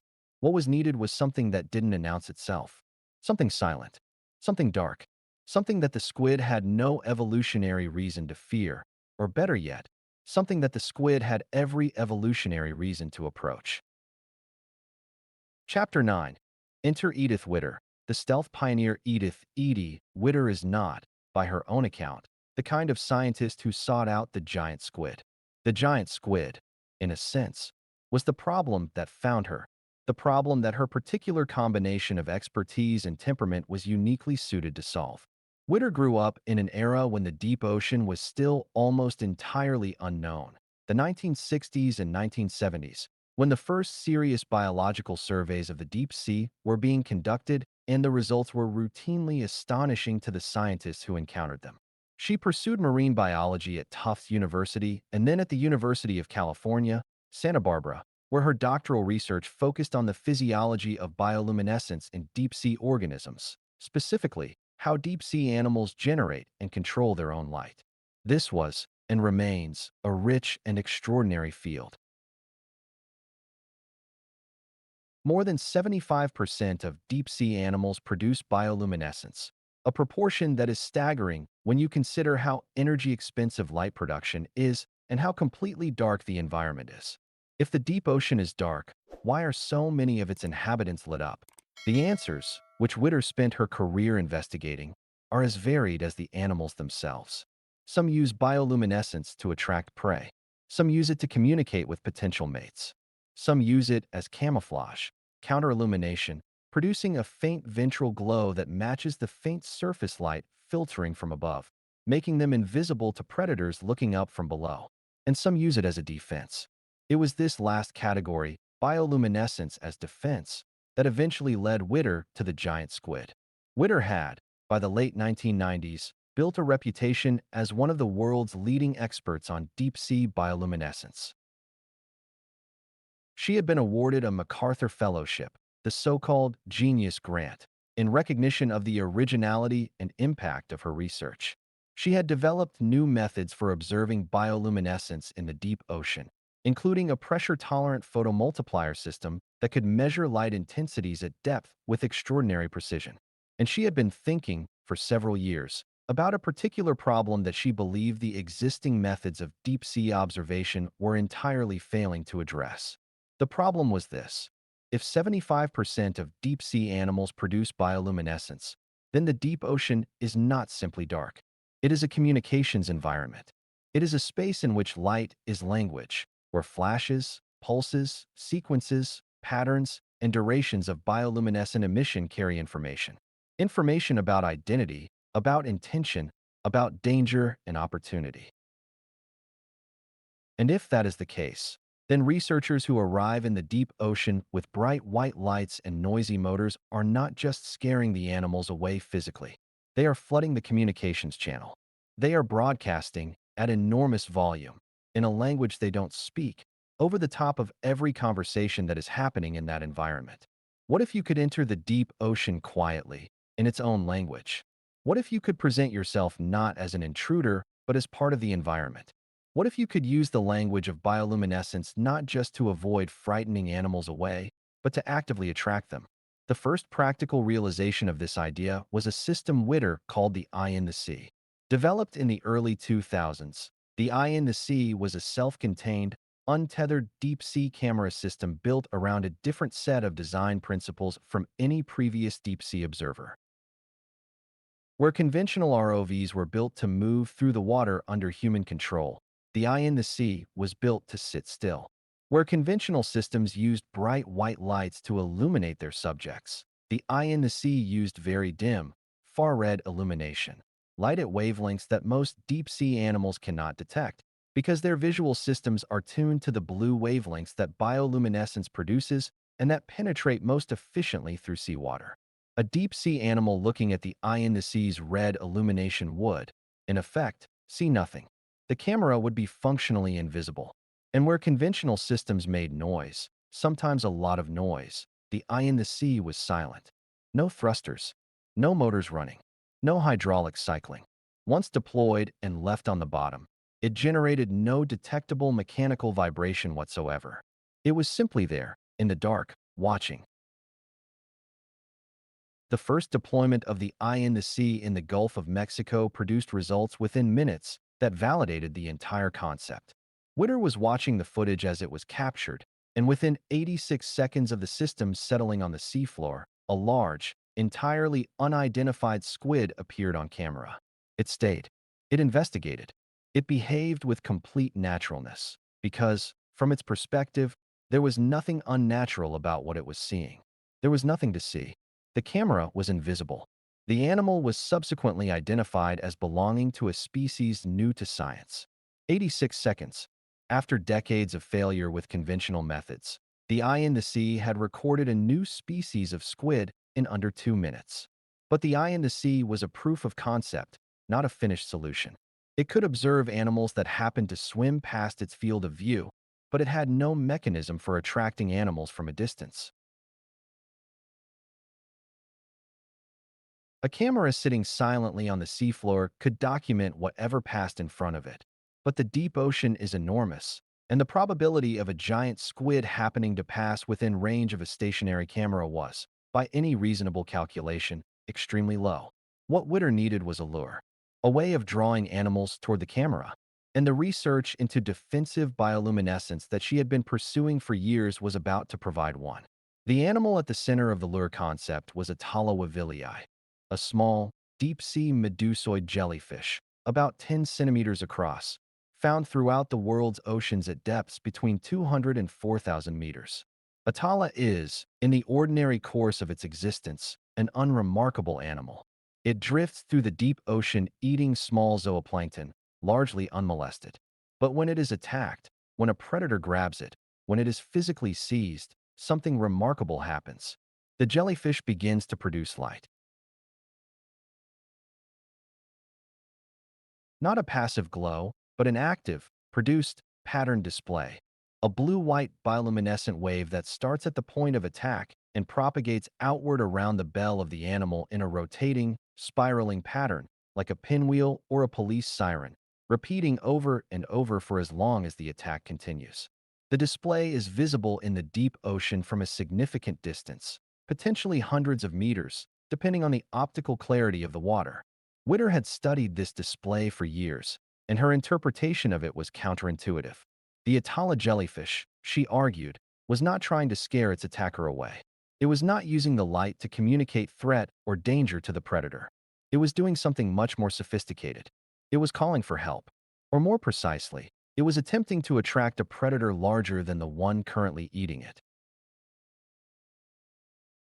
In the ecology of the deep ocean, the relationships between predators and prey form complex, layered hierarchies. At any given depth, there are animals that eat other animals, and those animals are in turn eaten by larger animals, which are eaten by larger animals still. In this hierarchy, the Atala jellyfish is a relatively small player. When it is attacked by one of its predators, say, a small fish or a copepod, its chances of survival by any direct defense mechanism are poor. But if it can attract a predator of the fish, something large enough that the fish will abandon its meal and flee, then the jellyfish survives. The bioluminescent alarm display is, in this interpretation, a biological emergency beacon. It says, in the language that every deep-sea predator has evolved to understand, something is being eaten here. Something is vulnerable here. There may be an opportunity here. And the animal that hears that call, that sees that spinning blue light in the darkness, is a predator large enough to make the fish flee. Witter called this the burglar alarm hypothesis. The jellyfish is triggering an alarm that attracts a larger threat to its attacker. And she believed that one of the animals that responded to this alarm, one of the predators large enough to drive away whatever was eating the jellyfish, was Architeuthis dux, the giant squid. If she was right, then a device that could mimic the Atala alarm display, that could produce a convincing artificial replica of the spinning blue bioluminescent pinwheel, might not merely fail to scare the giant squid away. It might actively draw one in. Chapter 10. Building Medusa. The Silent Hunter. The translation of this idea into hardware was the work of several years and a remarkable international collaboration. The camera system that eventually emerged from this process was called Medusa, named, with a certain scientific wit, for the class of jellyfish that had inspired the core lure concept.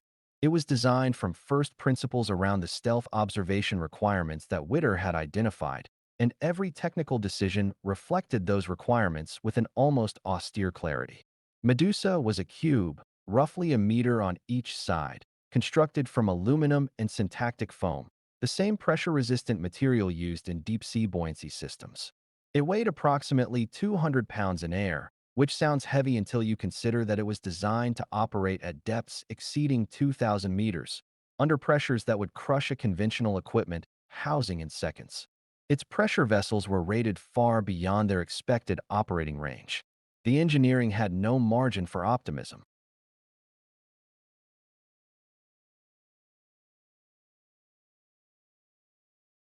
The imaging system at the heart of Medusa was developed in collaboration with Professor Justin Marshall at the University of Queensland, whose laboratory specialized in the evolution of visual systems in marine animals, and whose understanding of how deep-sea creatures see their world was essential to the design of a camera that could observe them without being detected.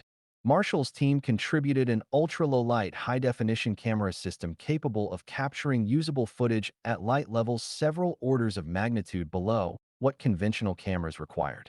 The sensor was large, the optics were carefully designed for maximum light gathering, and the processing electronics were optimized for exactly the dim, blue-shifted conditions of the deep ocean. The illumination system was equally considered. Medusa used far-red LEDs that produced light at wavelengths between 700 and 730 nanometers, well into the red end of the spectrum. The deep-sea visual system is almost universally tuned to blue and blue-green wavelengths, the wavelengths of bioluminescence, the wavelengths that penetrate seawater most efficiently. Red light, in the deep ocean, is functionally invisible to most of the animals that live there. Medusa's illumination was, to a giant squid, darkness. The camera could see. The squid could not see the camera seeing it. The electronics were powered by a large lithium battery pack capable of sustaining 24 to 36 hours of continuous operation. The system recorded to internal solid-state storage. No transmission, no tether, no signal to the surface that could carry noise back into the water. Medusa was a closed system. It went down, it recorded, it came back up. And crucially, it had no thrusters, no motors, no moving parts whatsoever during normal operation. Once deployed, Medusa was mechanically silent. The only sounds it produced were the faint thermal ticking of its electronics as they cycled between operating temperatures. Sounds so small, so high frequency, so easily masked by the ambient acoustic environment of the deep ocean, that they were effectively inaudible to any animal at a distance of more than a few meters. The lure, the electronic reproduction of the Atala alarm display, was called the e-jelly. It was, in physical terms, a relatively simple device. A cluster of blue LEDs mounted on a circular frame, with a programmable controller that could reproduce the timing and spatial pattern of the natural Atala display with remarkable fidelity. The pinwheel pattern, blue light starting at one point and propagating outward in a rotating wave, repeating at a biological rhythm, sustained for a programmed duration, was coded into the controller's firmware based on Witter's detailed observations of the natural display. An animal that encountered the e-jelly in the deep ocean would see, as far as its visual system was concerned, exactly what it would have seen if it had encountered a real Atala jellyfish under attack. The e-jelly was mounted at the end of a short arm extending from the camera frame, positioned to be within the camera's field of view. If anything came to investigate the lure, the camera would capture it. The entire system, Medusa and the e-jelly, was designed to be deployed from a surface vessel on a simple drop line. Lower it to depth. Leave it. Come back some hours later. Pull it up. Review the footage. No ROV. No submersible. No bright lights. No motor noise. No human presence at depth whatsoever. Just a quiet box in the dark, showing a spinning blue light, and waiting. The team that assembled around the Medusa system for the giant squid expedition reflected the international, interdisciplinary character of the project. Witter herself led the camera team, supported by a group of engineers from Harbor Branch Oceanographic Institute and the Ocean Research and Conservation Association, the nonprofit she had founded and led. Professor Marshall and his University of Queensland colleague Winsung Chung provided the imaging expertise and took operational responsibility for the camera hardware during deployments. The scientific co-investigator on the biology side was, fittingly, Tsunami Kabadara, the same Kabadara who had captured the 2004 photographs and the 2006 video. The two approaches, Kabadara's bait hook system and Witter's stealth camera, were conceptually different but geographically and strategically complementary. They both pointed to the same location, the Ogasawara Islands, the sperm whale feeding grounds, the deep underwater canyons where the best available evidence said giant squid were present. The decision to combine the teams was, in retrospect, as natural as it was productive. The expedition was jointly funded by and filmed for NHK, the Japanese National Broadcasting Corporation, and the Discovery Channel, with BBC Natural History Unit involvement. This was not simply a matter of documentary coverage. The broadcast organizations provided substantial financial resources that a purely academic expedition could not have assembled. Without them, the equipment would not have been built and the vessel could not have been chartered. The science was made possible, in part, by the global public appetite for exactly the image that science had spent 50 years failing to obtain. The research vessel chartered for the expedition was the Alucia, a 56-meter research vessel owned by a private foundation and equipped to a standard that most academic researchers only encounter in oceanography textbooks.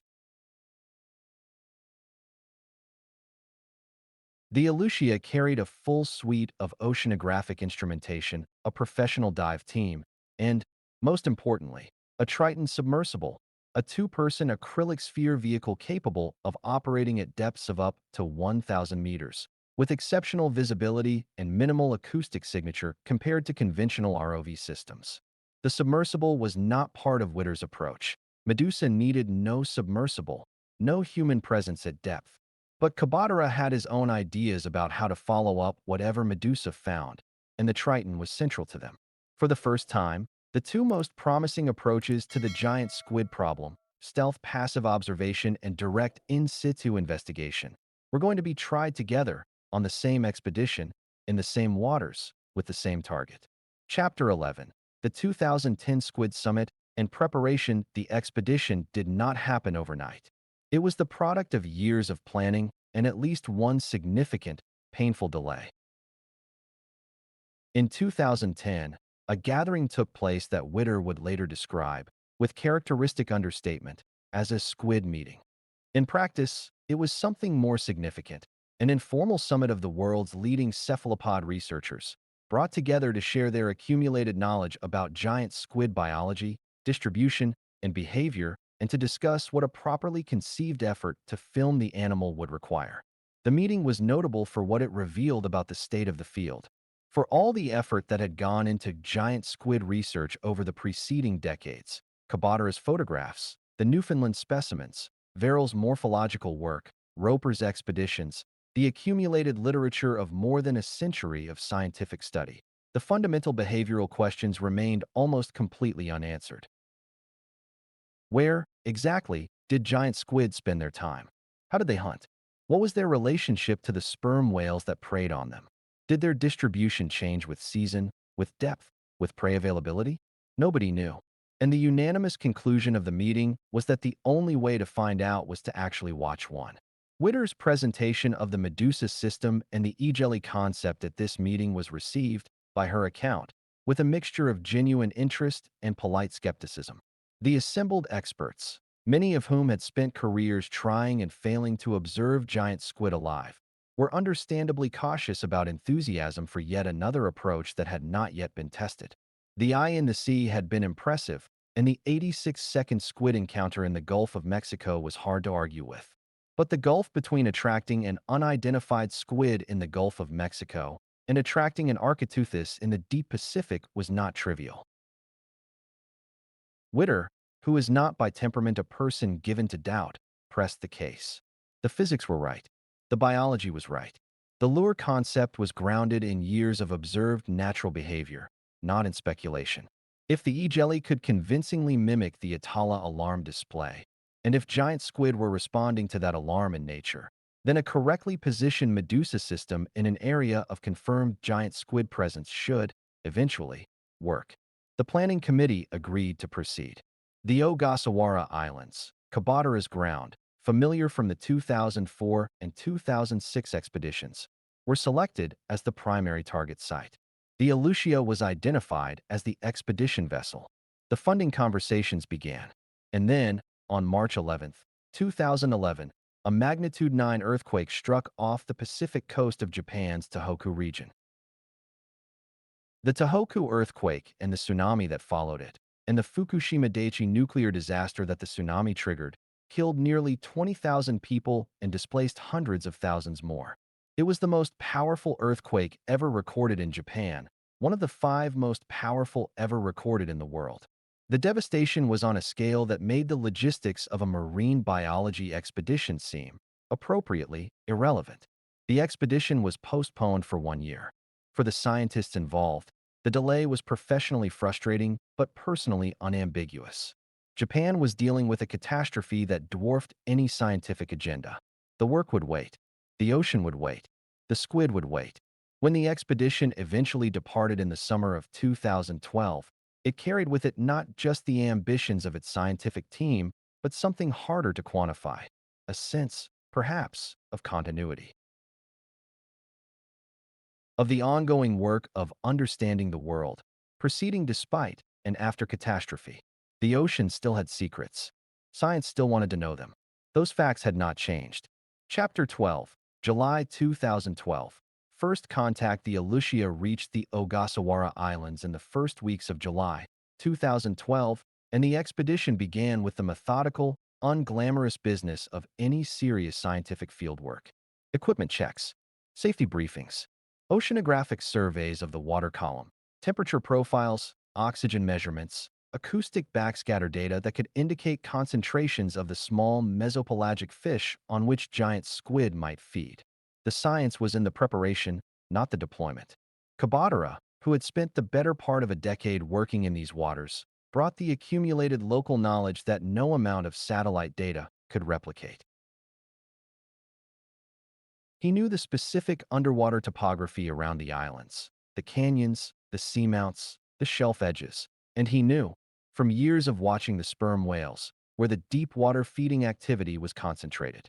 He had, in the most literal sense, learned to read this particular piece of ocean. The combination of that experience with Witter's technology was, for the first time, bringing the full weight of both observational expertise and engineering innovation to bear on the same problem, in the same place, at the same time. Medusa was prepared, tested, and deployed on the second day of the expedition. The deployment procedure was straightforward by the standards of deep-sea work, which is not the same as simple. Medusa was carefully lowered over the stern of the Aleutiia on a weighted drop line, a long cable of braided steel with a controlled release mechanism that would allow the system to be recovered from the surface. The E-jelly was activated as the system descended through the water column, its blue LEDs beginning their programmed Atala pattern at a depth of about 100 meters and continuing throughout the descent. The camera was recording. At depth, approximately 900 meters, in the area of the underwater canyon that Kabadara had identified as the most likely squid habitat, the weights arrested the descent. Medusa stabilized, swaying gently in whatever slow bottom current existed. The E-jelly continued its display. The camera continued recording. On the surface, the team waited. Nathan Robinson, a marine biologist and cephalopod researcher who was part of the expedition team, was given the task of reviewing the footage from each deployment. Hours of footage, most of it, the team fully expected, showing nothing but dark water and the pulsing blue light of the E-jelly.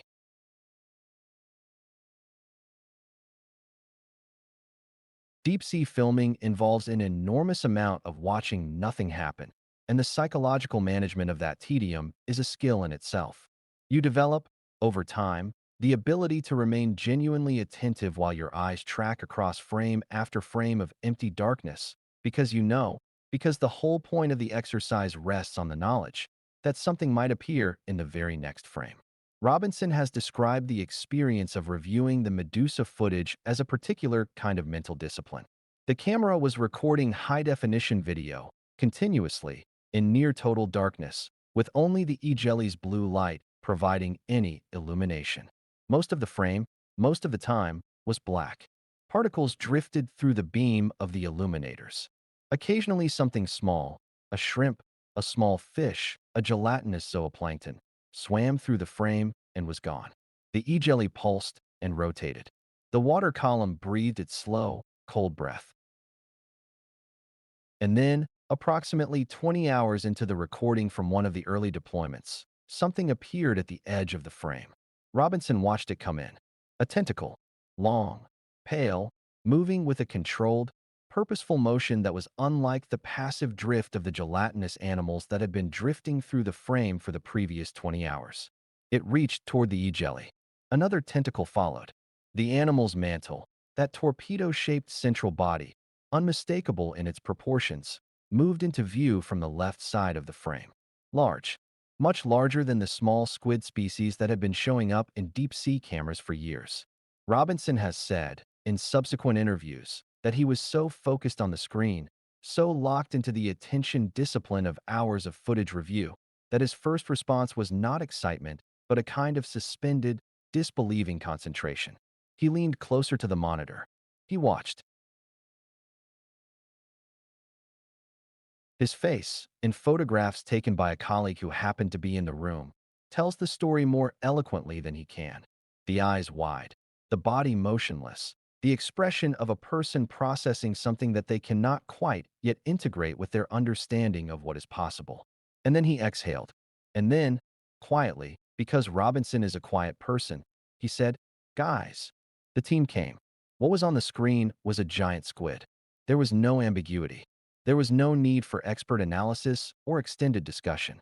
The animal on the screen was, unmistakably, Architeuthis dux, the animal that Steenstrup had named from fragments in 1857, the animal that Harvey had photographed in his bathtub in 1873, the animal that Kabadara had caught in 30-second photographic snapshots in 2004. All of those prior moments of recognition, all of that accumulated scientific knowledge about what this animal looked like, converged in a single second of certainty. There it was. Witter's reaction, as she described it afterward, was not measured or scientific or composed. "I just was blown away," she said. "I couldn't have been happier." She had spent years designing a system around the hypothesis that the e-jelly would attract a giant squid, and the hypothesis was confirmed in the most direct possible way, not by inference or calculation, but by a giant squid actually there on the screen, doing exactly what the hypothesis predicted. The squid's behavior on the footage was revelatory. It was not behaving like a passive drifter. It was not sitting still and waiting for the e-jelly to come to it. It was tracking the lure, moving around it, approaching from different angles, investigating with the active, calculating attention of a predator evaluating potential prey. The feeding tentacles were deployed in advance, extended ahead of the animal, their tipped clubs ready to grasp. The arms were spread in a distinctive pattern that cephalopod researchers recognized immediately as a pre-strike posture. This was a predator stalking something it believed was food. The behavior was purposeful, methodical, and fast. The squid's movements were fluid and direct, propelled by the rhythmic mantle contractions of jet propulsion. The impression was not of a slow, deep-sea drifter, but of something athletic, responsive, capable of genuine acceleration. Then the squid attacked the e-jelly. The strike was fast, the feeding tentacles shooting forward, the arms contracting inward, the whole body surging toward the lure in a single coordinated movement. For a moment, the camera frame was filled with squid, arms, tentacles, the pale silver flank of the mantle, and then the animal recoiled. The e-jelly was not food. It did not release chemical cues, did not have the texture or give of biological tissue, did not respond as prey responds. The squid, having struck, immediately recognized that something was wrong. It withdrew. The whole encounter, from first appearance to final withdrawal, lasted less than 30 seconds. But it was crystal clear, high definition, fully illuminated by the far-red light that the squid could not see. And it was undeniable. Medusa recorded 5 separate encounters with giant squid over the course of its deployments around the Ogasawara Islands that summer. 3 of these sightings occurred during a single deployment, an extraordinary concentration of encounters that suggested the animals were more abundant in those specific waters than even Kabadara's years of indirect evidence had implied.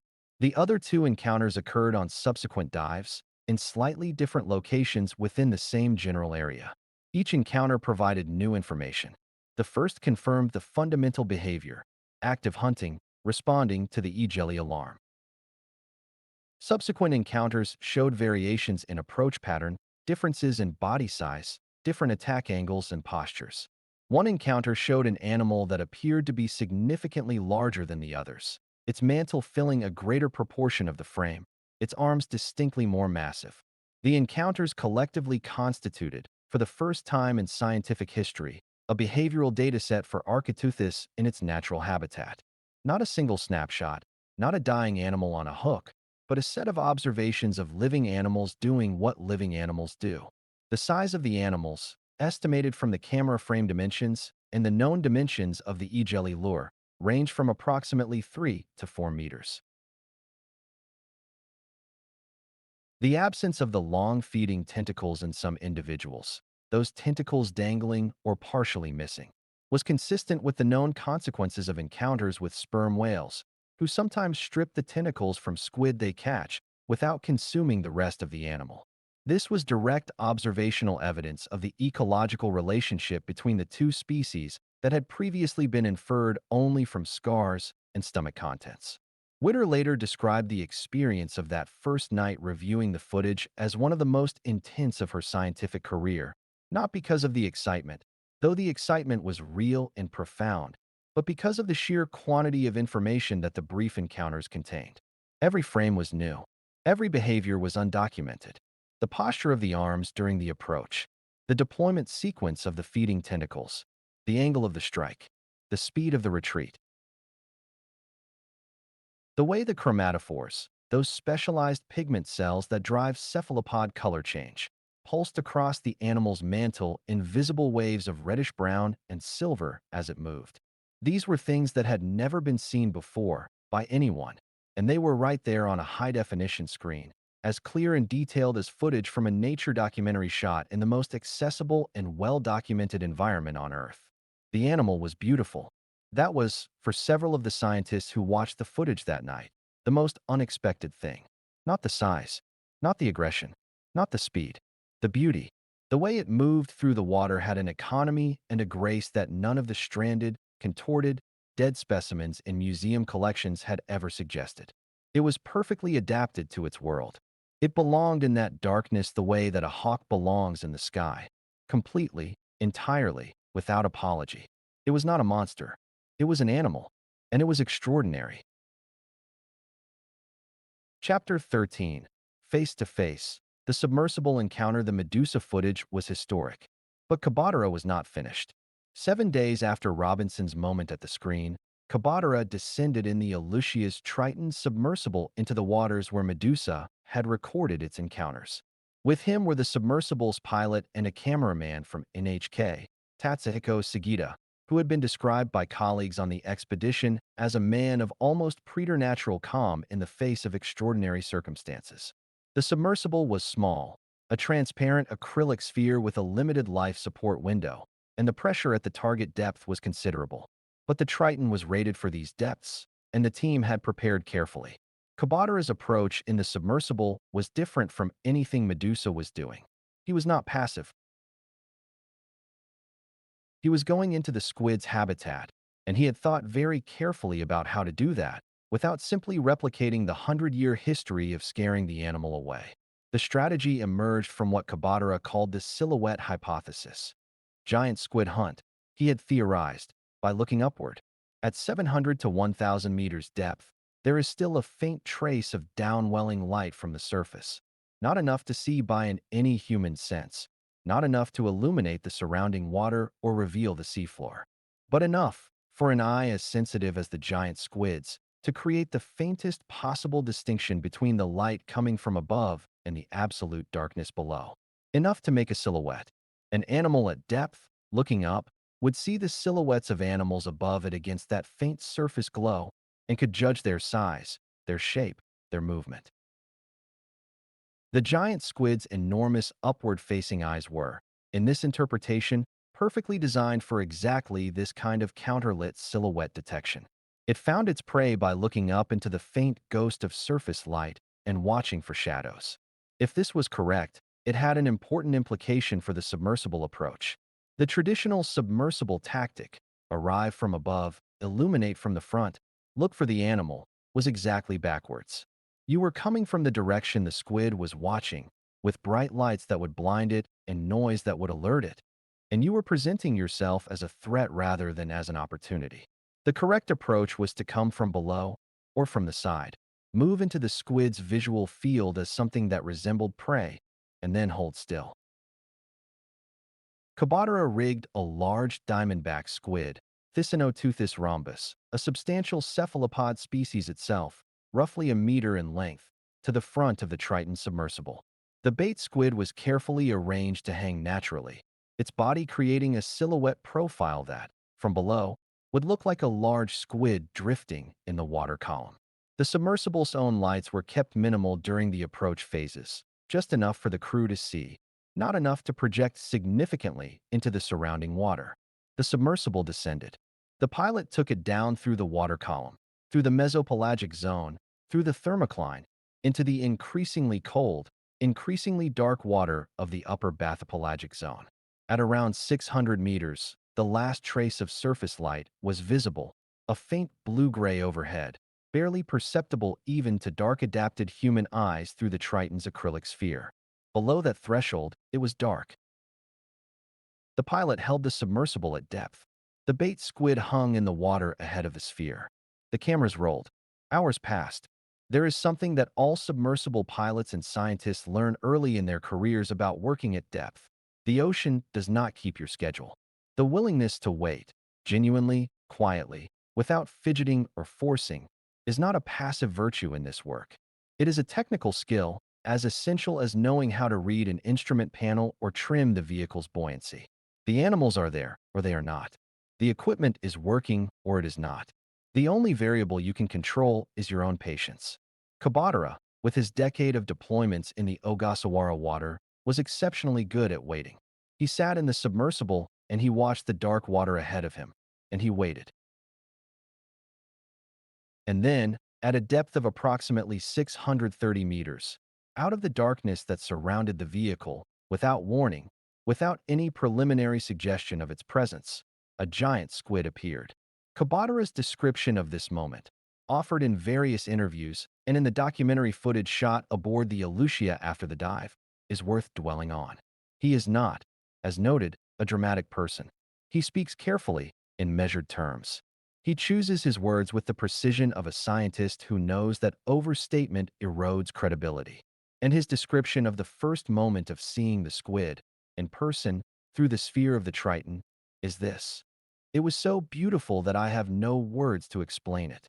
He said it in Japanese, and it was translated, but the translators who worked with the expedition footage noted that the original Japanese was, if anything, more emphatic. "Shining," he said. "It was shining and so beautiful."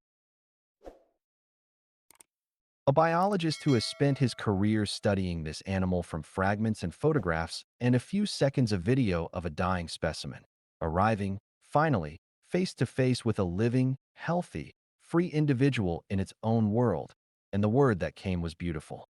The squid had been attracted by the bait squid, just as Kabadara's silhouette hypothesis had predicted.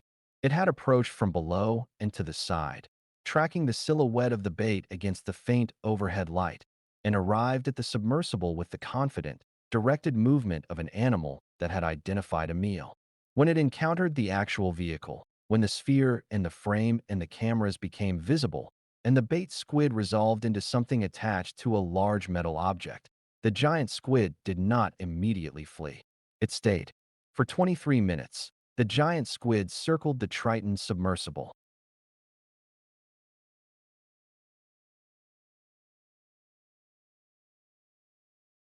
It investigated the bait squid, retreating and returning, approaching from different angles, its enormous eyes, clearly visible to the crew through the acrylic sphere, as large as the accounts had always said, as alien and as precise as a camera lens, focused on the vehicle with an attention that felt, however anthropomorphically, like genuine curiosity.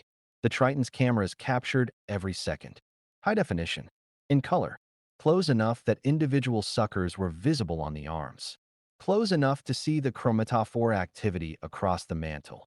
Those pulses of color that the animal was producing not, in this case, as camouflage or stress response, but apparently as a natural communicative or regulatory behavior, flowing across the silver-red skin in slow waves like weather systems moving across a satellite image. 23 minutes.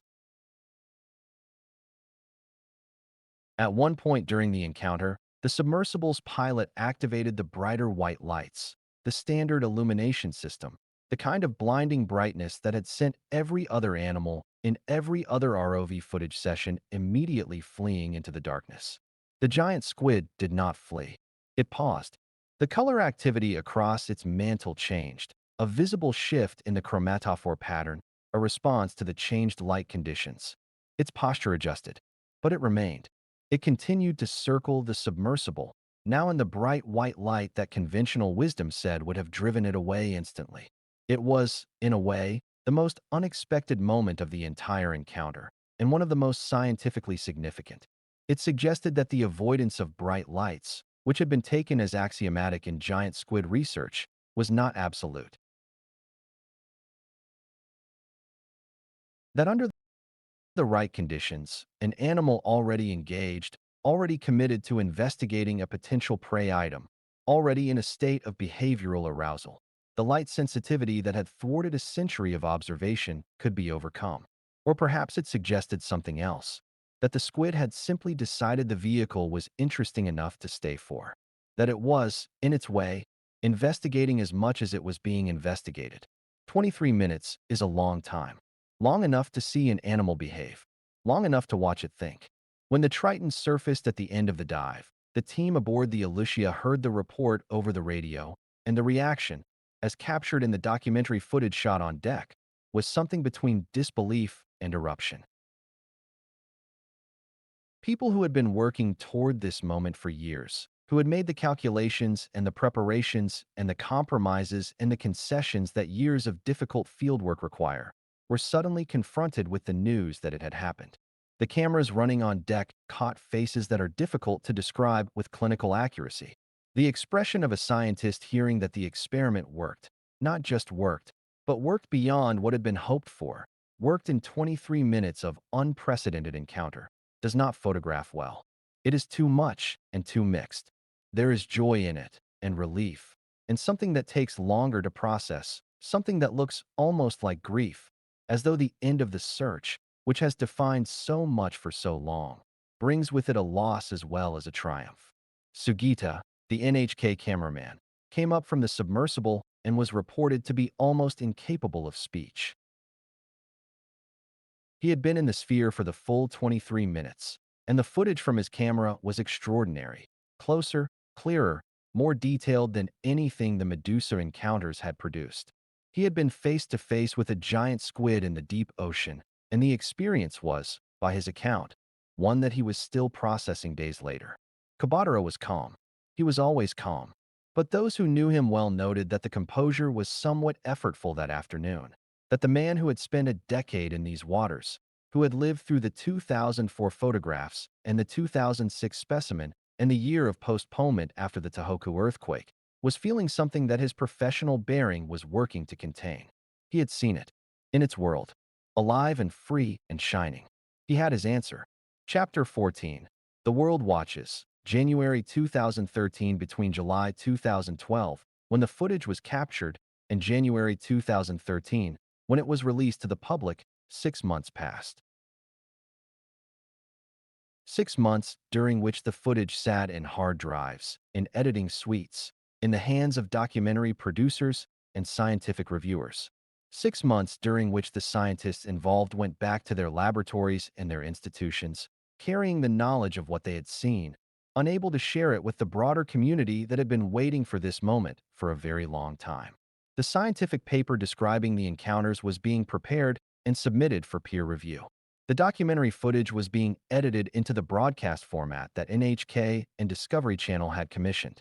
The protocols of science and the protocols of broadcast media both demanded that the process be completed before the results were announced, and both sets of protocols were being honored with a discipline that, in an age of immediate digital communication, required genuine effort to maintain. The containment was not perfect. Word moves through scientific communities the way it always has, through conference conversations, through emails, through the informal backchannels of a discipline that is, for all its rigor, populated by human beings with the usual human drives towards sharing significant news with trusted colleagues. By the autumn of 2012, the marine biology community broadly understood that something important had happened in the Ogasawara Islands that summer. The specifics remained confidential. But the general shape of the news, that footage had been captured, that it was good, had propagated. The anticipation was considerable. On January 13th, 2013, NHK broadcast a special program titled, in translation, The Giant Squid, a mysterious creature of the deep, presenting the footage of the Medusa encounters and the Triton dive in full. The broadcast was a national event in Japan in a way that nature documentaries rarely achieve, watched by millions of viewers, discussed in newspapers and on social media, the subject of commentary from scientists and cultural figures and ordinary citizens who had grown up with the mythology of the sea monster and were now confronted with something rather different. The reactions were not uniform. Some viewers found the footage frightening, the alien eyes, the pale muscular arms, the speed and purposefulness of the approach toward the camera. Some found it moving. Some found it, as the scientists themselves had, simply beautiful. But the overwhelming response, across all the variation of individual reaction, was a sense of completion, of a story that had been incomplete for a very long time, finally reaching its natural conclusion. The Kraken, which had haunted Nordic sailors since the 9th century, was a giant squid. The giant squid was real, and it was on television, in color, in high definition, doing exactly what living animals do in their natural environments. On January 27, 2013, Discovery Channel broadcast the footage in the United States under the title Monster Squid. The giant is real. Witter, who had fought hard for the footage to be treated with the scientific seriousness she felt it deserved, had objected, vigorously, by her account, to the word monster in the title. Monster implied something threatening, something pathological, something outside the natural order. The animal she had spent years designing a camera to find was not a monster. It was a predator, a large, powerful, well-adapted predator, going about the business of its life in the deep ocean, having nothing in particular to do with human fears and human mythologies. Her objection was noted and overruled by the broadcast executives, who understood their audience's vocabulary in ways that Witter, with all her expertise, perhaps did not. Monster Squid was watched by millions of American viewers. Extremely large and remarkably well-adapted deep-sea cephalopod would not have achieved the same ratings. BBC Two broadcast the footage in the United Kingdom under the rather better title Giant Squid, filming the impossible, a phrase that both honored the genuine difficulty of what had been accomplished and avoided the monster framing that Witter found objectionable. The British broadcast was accompanied by commentary from Sir David Attenborough, whose imprimatur placed the footage in the broadest possible context of natural history filmmaking, alongside the other great moments of biological first contact that had defined the genre across his decades of involvement in it. The public response to the footage was extraordinary in its breadth and, in many cases, in its specificity. Witter received, in the weeks following the broadcast, a volume of correspondence that she found simultaneously touching and slightly overwhelming. People sent drawings. People sent photographs of giant squid-shaped cakes they had baked to watch the documentary. People sent detailed letters about the years they had spent hoping to see this footage, describing the specific childhood memories, a book, a television program, a museum exhibit, that had first introduced them to the idea of the giant squid and installed it in their imaginations as something to be hoped for. Several people sent tattoos. Photographs of fresh tattoos depicting giant squid, acquired in celebration of the broadcast. Witter kept the photographs. The scientific community's response was more measured in its expression, but no less significant in its substance. The behavioral data contained in the footage was immediately productive, generating new hypotheses about hunting strategy, visual ecology, vertical distribution, and the ecological relationship between Architeuthis and the Atala jellyfish, whose alarm display had made the whole encounter possible. Several papers were published in the following years drawing on the footage's observations. New expeditions were proposed. Funding organizations that had been reluctant to invest in giant squid research, on the reasonable grounds that it had never produced results proportionate to the investment, reconsidered their positions. What the 2012 footage had established, beyond the obvious fact of the encounter itself, was a framework for understanding what the giant squid actually was, as opposed to what it had been imagined to be. It was not a passive drifter. It was an active, aggressive, highly mobile predator. It responded to biological signals in its environment with a speed and precision that indicated significant sensory capability and behavioral flexibility. It was capable of sustained investigation, 23 minutes of circling the Triton, of evaluating and re-evaluating a novel object in its environment, that suggested a cognitive complexity far beyond the simple reflex responses of many invertebrates. It was, in the ecological framework that the footage made available, a top predator of the mesopelagic zone, not only the prey of sperm whales, but itself a major predator of large fish and smaller cephalopods. The energy it represented, the ecological role it played, the scale of its impact on the food web of the deep ocean, All of this was now supported by direct observational evidence rather than inference from dead specimens. And it was beautiful. That kept coming back. Every scientist who had seen the footage, in private or in the context of the documentaries, came back to that word. The animal was beautiful. Alien, yes. Powerful, yes. Strange, yes. But beautiful. In the way that all perfectly adapted organisms are beautiful. In the way that watching any creature operating in the environment for which it has been precisely engineered by millions of years of selection is beautiful. Not a monster. Never a monster. A wonder. Part 4. The Legacy, Chapter 15. What the discoveries mean. It is tempting, in the aftermath of a discovery as dramatic as the 2012 giant squid footage, to treat it as an ending. The mystery solved. The quest complete. The animal found, filmed, documented. Case closed. But science does not work in endings. Science works in transitions. Moments when one era of ignorance gives way to a new era of more sophisticated questions. The discovery of the giant squid alive, in its natural habitat, engaging in natural behavior, did not close the chapter on Architeuthis research. It opened it. It took a field that had spent a century asking, is it real? And what does it look like? And transformed it into a field that could now ask something more interesting. How does it live? And what does its life tell us about the deep ocean? The answers to those questions are still being assembled, and the accumulation of knowledge since 2012 has been substantial. The behavioral observations from the Medusa footage and the Triton encounter established, definitively, that Architeuthis is an active pursuit predator, not the ambush hunter or passive drifter that some researchers had proposed. Its hunting posture, its approach strategy, its use of the long feeding tentacles as a reach weapon deployed in advance of the strike. All of these were observable, documentable, and interpretable in the context of the broader ecology of the mesopelagic zone. The E-jelly lure's success in attracting giant squid confirmed the burglar alarm hypothesis, or at least provided strong evidence in its favor. Giant squid responded to the Atala bioluminescent alarm display with the speed and directness of an animal that had learned, through experience or through evolutionary conditioning, that this signal meant food was available. Whether this was a learned behavior or an innate response was a question the footage alone could not answer, but the behavior itself was documented beyond reasonable dispute. The coloration data, the chromatophore patterns visible in both the Medusa footage and the Triton encounter, provided the first baseline observations of what Architeuthis coloration looks like in natural conditions, under natural behavior.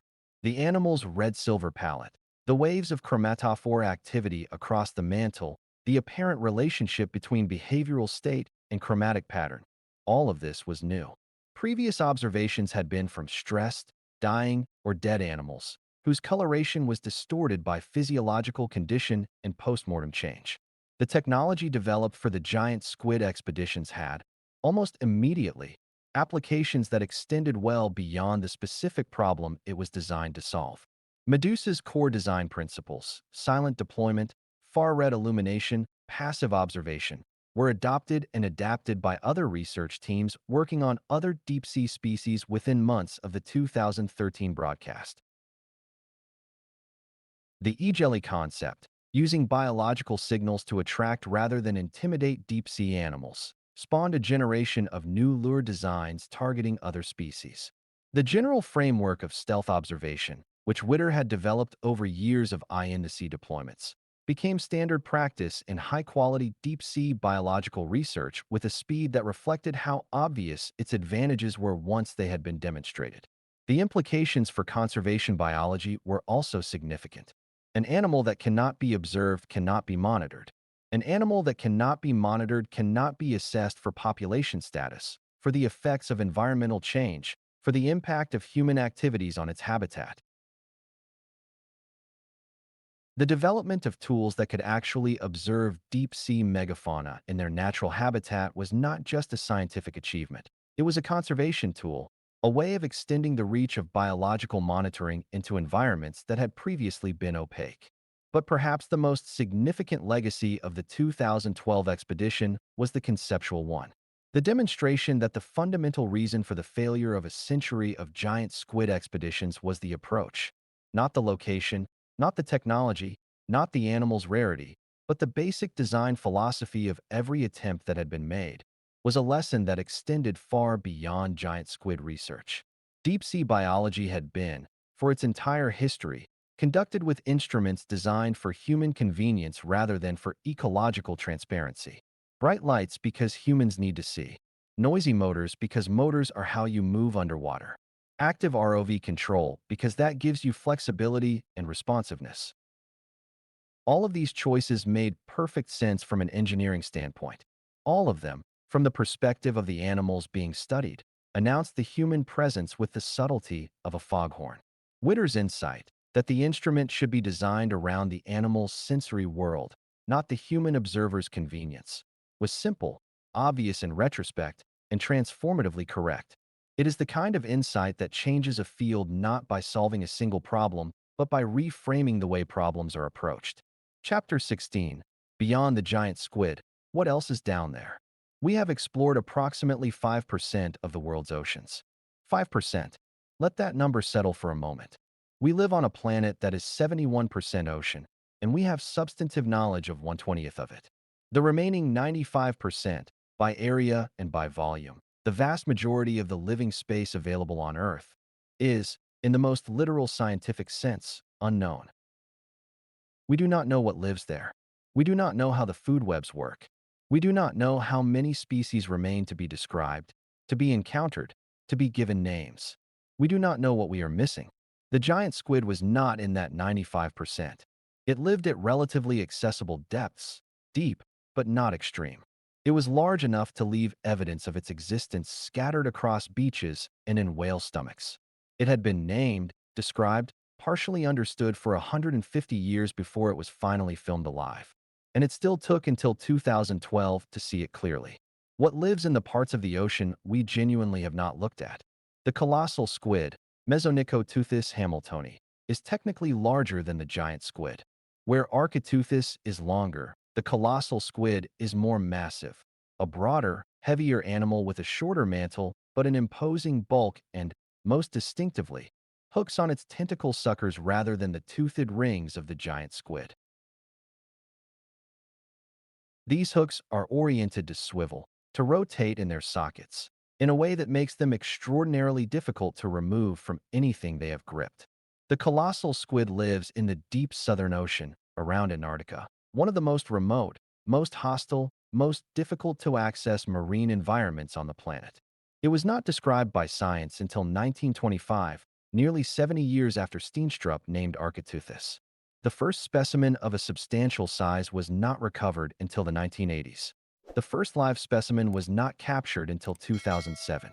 And as of the early 2020s, it had never been filmed alive in its natural habitat. In 2025, just recently, in the span of this story, that changed.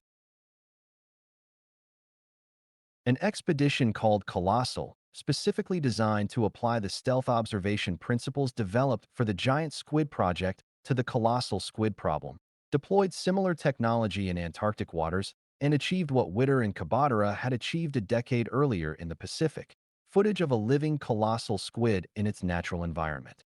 The wheel turns. The methods that cracked the giant squid mystery are cracking the next one. In June 2019, Medusa itself made history again. A joint expedition between Witter's team and the NOAA Office of Ocean Exploration, operating approximately 100 miles southeast of New Orleans in the Gulf of Mexico, deployed Medusa at a depth of 750 meters. The E-jelly was activated. The camera recorded, and a giant squid appeared. Not in the Pacific, not in the deep waters around the Ogasawara Islands where sperm whales congregate and where Kabadara had spent a decade of his career. In the Gulf of Mexico, in American waters, within a few hours sailing of the Louisiana coast. Architeuthis ducks, the same species, the same animal, behaving in the same way, was present in a body of water that millions of people live alongside without any awareness that the most famous animal in the ocean might be in it. Witter, when she described the encounter afterward, used a phrase that was simultaneously scientifically precise and emotionally resonant. Lightning struck twice, she said. The second Gulf of Mexico encounter confirmed, more completely than any previous evidence, that Architeuthis was genuinely cosmopolitan, present in multiple ocean basins, distributed across the world's deep waters rather than confined to any particular region. The giant squid was not a creature of specific, rare, hard-to-find locations. It was everywhere the deep ocean was, which is to say, it was almost everywhere on Earth.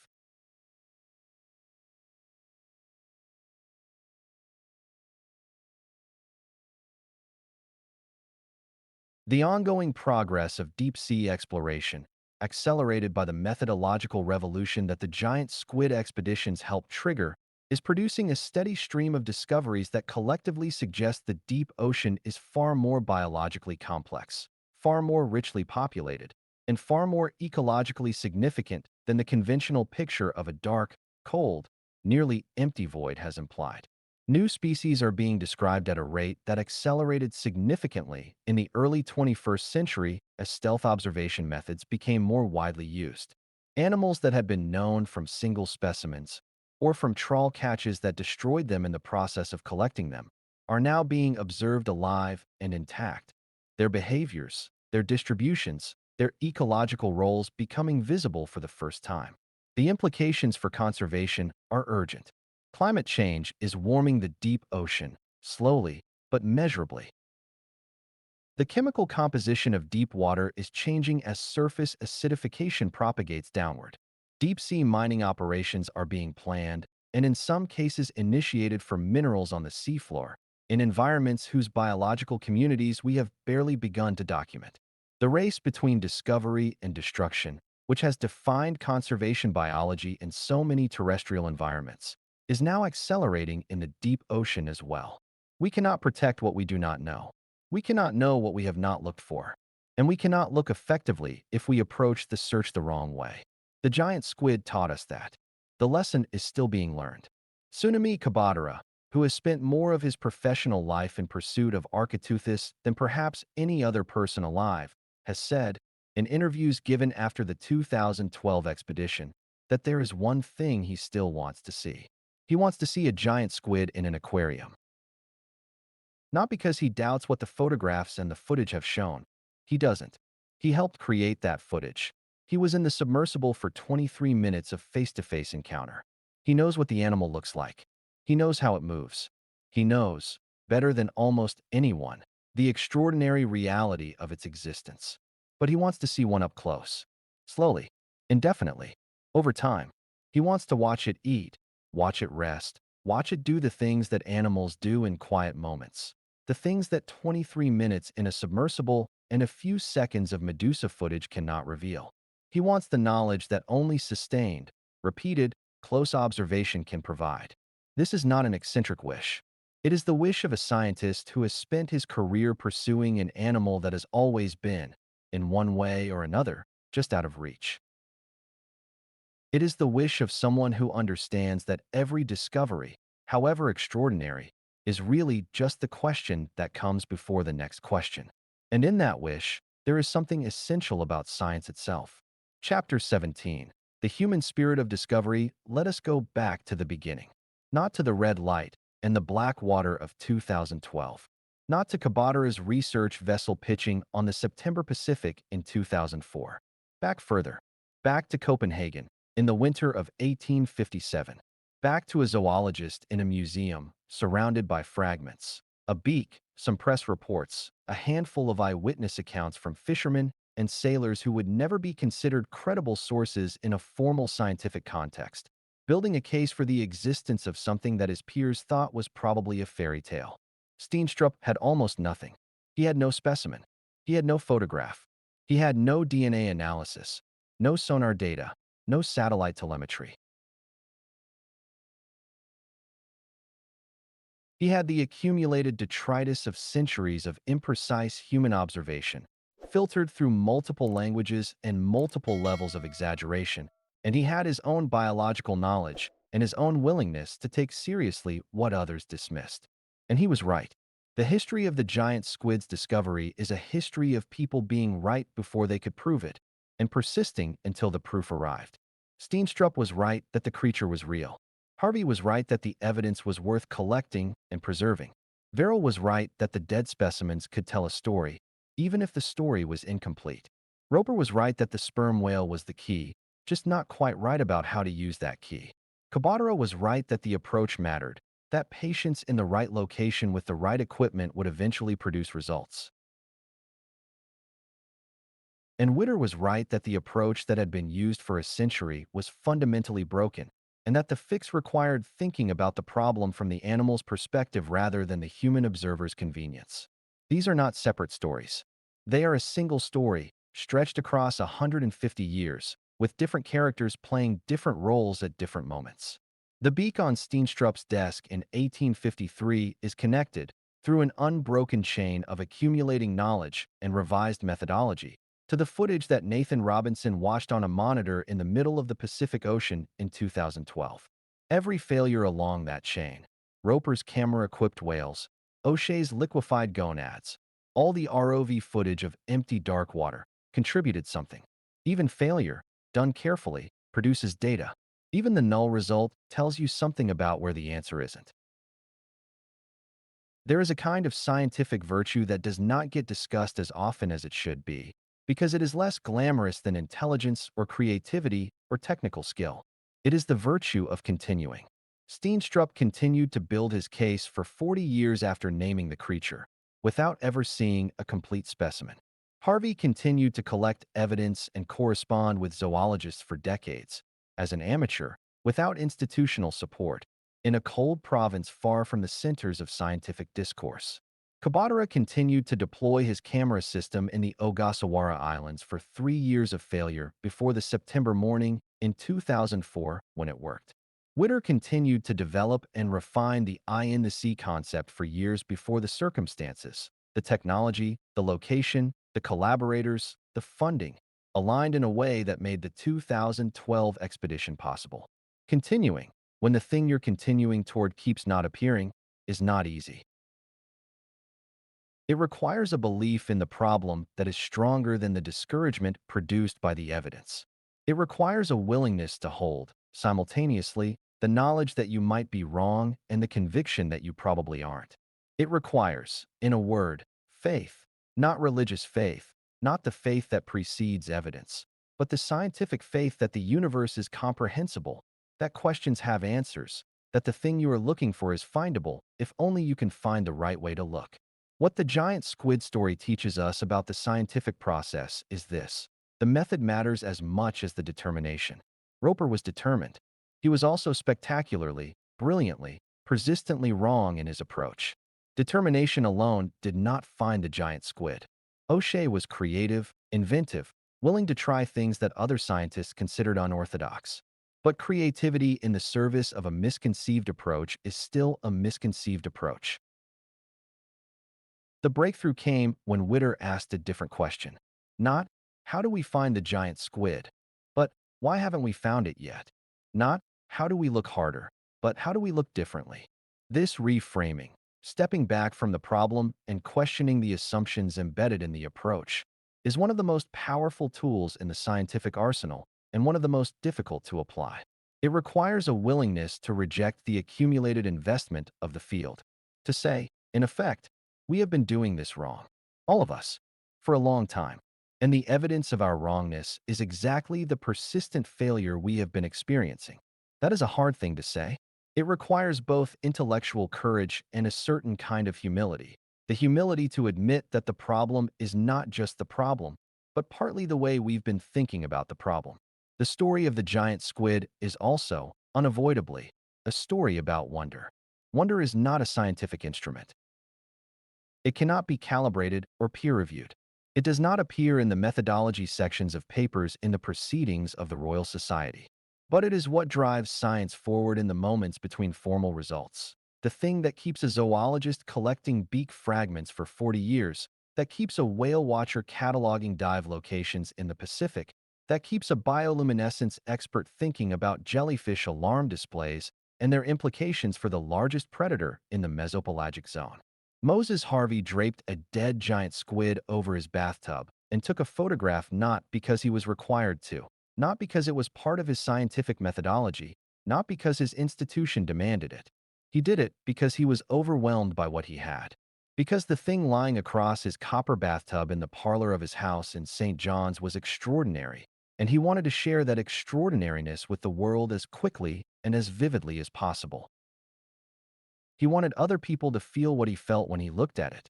That impulse, the impulse to share wonder, is not separate from science. It is the emotional engine that drives scientific institutions, that attracts young people to scientific careers, that sustains researchers through the long, dry stretches between discovery and discovery. Without wonder, there is no curiosity. Without curiosity, there is no investigation. Without investigation, there is no knowledge. And the giant squid produces wonder in extraordinary quantities. It is enormous. It is alien. It has eyes the size of human heads, designed to detect light in conditions of near absolute darkness. It has arms lined with weapons. Sucker rings evolved in a coevolutionary arms race with the largest toothed predator on Earth, each tooth a tiny, brown, rigid hook that can cut through whale blubber like a blade. It moves through the darkness of the deep ocean with a speed and precision that no human technology has yet matched for elegance. It can change color across its entire body surface in less time than it takes to blink. It can sacrifice a limb to escape a threat, losing 8 meters of muscular tissue and continuing to live, continuing to hunt, continuing to survive. It is one of the most sophisticated biological machines that evolution has ever produced. And it lives in the part of the planet that we understand least, the permanent dark of the deep ocean, where the rules of physics and ecology and biological adaptation are different from anything that life on the sunlit surface has produced. And we almost didn't find it. We almost, through a century of well-funded, well-intentioned, technically sophisticated, but fundamentally misconceived effort, missed it entirely. What that means for everything else in the 95% of the ocean we haven't looked at properly is a question that should keep every marine biologist in the world awake at night. Not with dread, with excitement. Closing. The deep calls us we began in darkness. A pulse of red light, barely perceptible.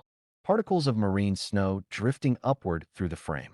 The suggestion, at the edge of the light's reach, of something enormous moving. That image, which is the image of the 2012 Medusa footage, and the image that Witter and Marshall and Robinson and Kabadara worked for years to produce, and the image that made those documentaries in January 2013 stop the world for a few days, is the culmination of a story that began in the 9th century, in the nightmares of Norse sailors. It passed through the careful hands of a Danish zoologist in 1857, through the bathtub of a Newfoundland clergyman in 1873, through the failed expeditions of the late 20th century, and the 3 years of empty camera frames in the Pacific, and the 13 months of a paper in peer review, and the year of delay imposed by an earthquake and a tsunami that killed 20,000 people and reminded everyone involved in this story that the ocean is not the only thing on this planet that exceeds our control. And it arrived, finally, at that red light in the darkness. At Kabadara's saying, "It was so beautiful that I have no words." What do we know now that we did not know in 1857? We know that Architeuthis dux is a fast, aggressive, active pursuit predator. We know that it responds to bioluminescent alarm signals produced by animals like the Atala jellyfish, and that this response can be exploited to bring it toward an observer. We know that it hunts with its feeding tentacles extended in advance, striking from a horizontal approach rather than a vertical ambush. We know that it can autotomize, sacrifice a limb, to escape a threat. We know that its coloration in life is a dynamic, shifting spectrum of red and silver, driven by chromatophore activity that responds to behavioral state. We know that it can tolerate bright light in some circumstances, that its light sensitivity is not absolute, that the assumption of extreme photosensitivity that hampered research for decades was an oversimplification. We know what it looks like alive. We know, in short, that it is real. What don't we know? Almost everything else. We don't know how giant squid reproduce. We have never observed mating behavior. We don't know the life cycle in detail, how long they live, how fast they grow, at what age they reach sexual maturity, what the relationship is between the juvenile squid that occasionally appear in surface waters and the large adults of the deep. We don't know their population size, whether there are 10 million Architeuthis in the world's oceans, or 100 million, or 10,000. We don't know how they communicate, or whether what the chromatophore patterns represent is anything that could reasonably be called communication. We don't know how their distribution is changing in response to ocean warming, or whether the Newfoundland aggregations of the 1870s might recur, or what drives the variation in stranding rates between different decades and different locations. We have, in the span of this story, moved from knowing nothing about the animal's living behavior to knowing a great deal about a very small sample of its living behavior. That is not the same as understanding it. It is the beginning of understanding it. The question that a century and a half of pursuit has answered, does this animal exist, and what does it look like, has given way to the question that will occupy the next century. How does this animal live, and what does its life tell us about the deep ocean? And what does the deep ocean tell us about the planet? The ocean is still mostly dark. In the deepest parts of the world's ocean basins, the Hadal Zone, below 6,000 meters, in the trenches that plunge to 11 kilometers in the Pacific, life is present, active, ecologically complex, and almost completely unobserved. In the abyssal zone, below 4,000 meters, which covers more of the Earth's surface than all the continents combined, the biological communities are known from trawl samples and a handful of submersible dives, and the species-level diversity is still being mapped. In the mesopelagic zone, the twilight zone, the zone where the giant squid lives, the biomass of organisms present is estimated to be enormous, and the degree to which that biomass participates in global carbon cycling has implications for climate science that are only beginning to be understood. All of this is waiting. All of this is patient, in the way that the deep ocean is always patient, indifferent to the timeline of human curiosity, indifferent to the urgency of human science, indifferent to the years and the expeditions and the failed camera systems and the extraordinary moments of discovery. It was there before us. It will be there after us. The question is only how much of it we will come to understand in the time we have. Edith Witter, who perhaps more than anyone else is responsible for the image that opened this story, the red light, the darkness, the giant squid moving through its world unaware that it was being watched, has spent the years since 2012 continuing to apply the stealth observation philosophy to new problems in new environments. She has deployed Medusa-class systems in multiple ocean basins. She has observed animals that had never been observed alive. She has, in the way of all great scientists, kept working. She has said, in various contexts, that the experience of developing the technology that finally filmed the giant squid alive changed her relationship to the deep ocean in a way that she finds difficult to fully articulate. She already loved it. She had devoted her career to it.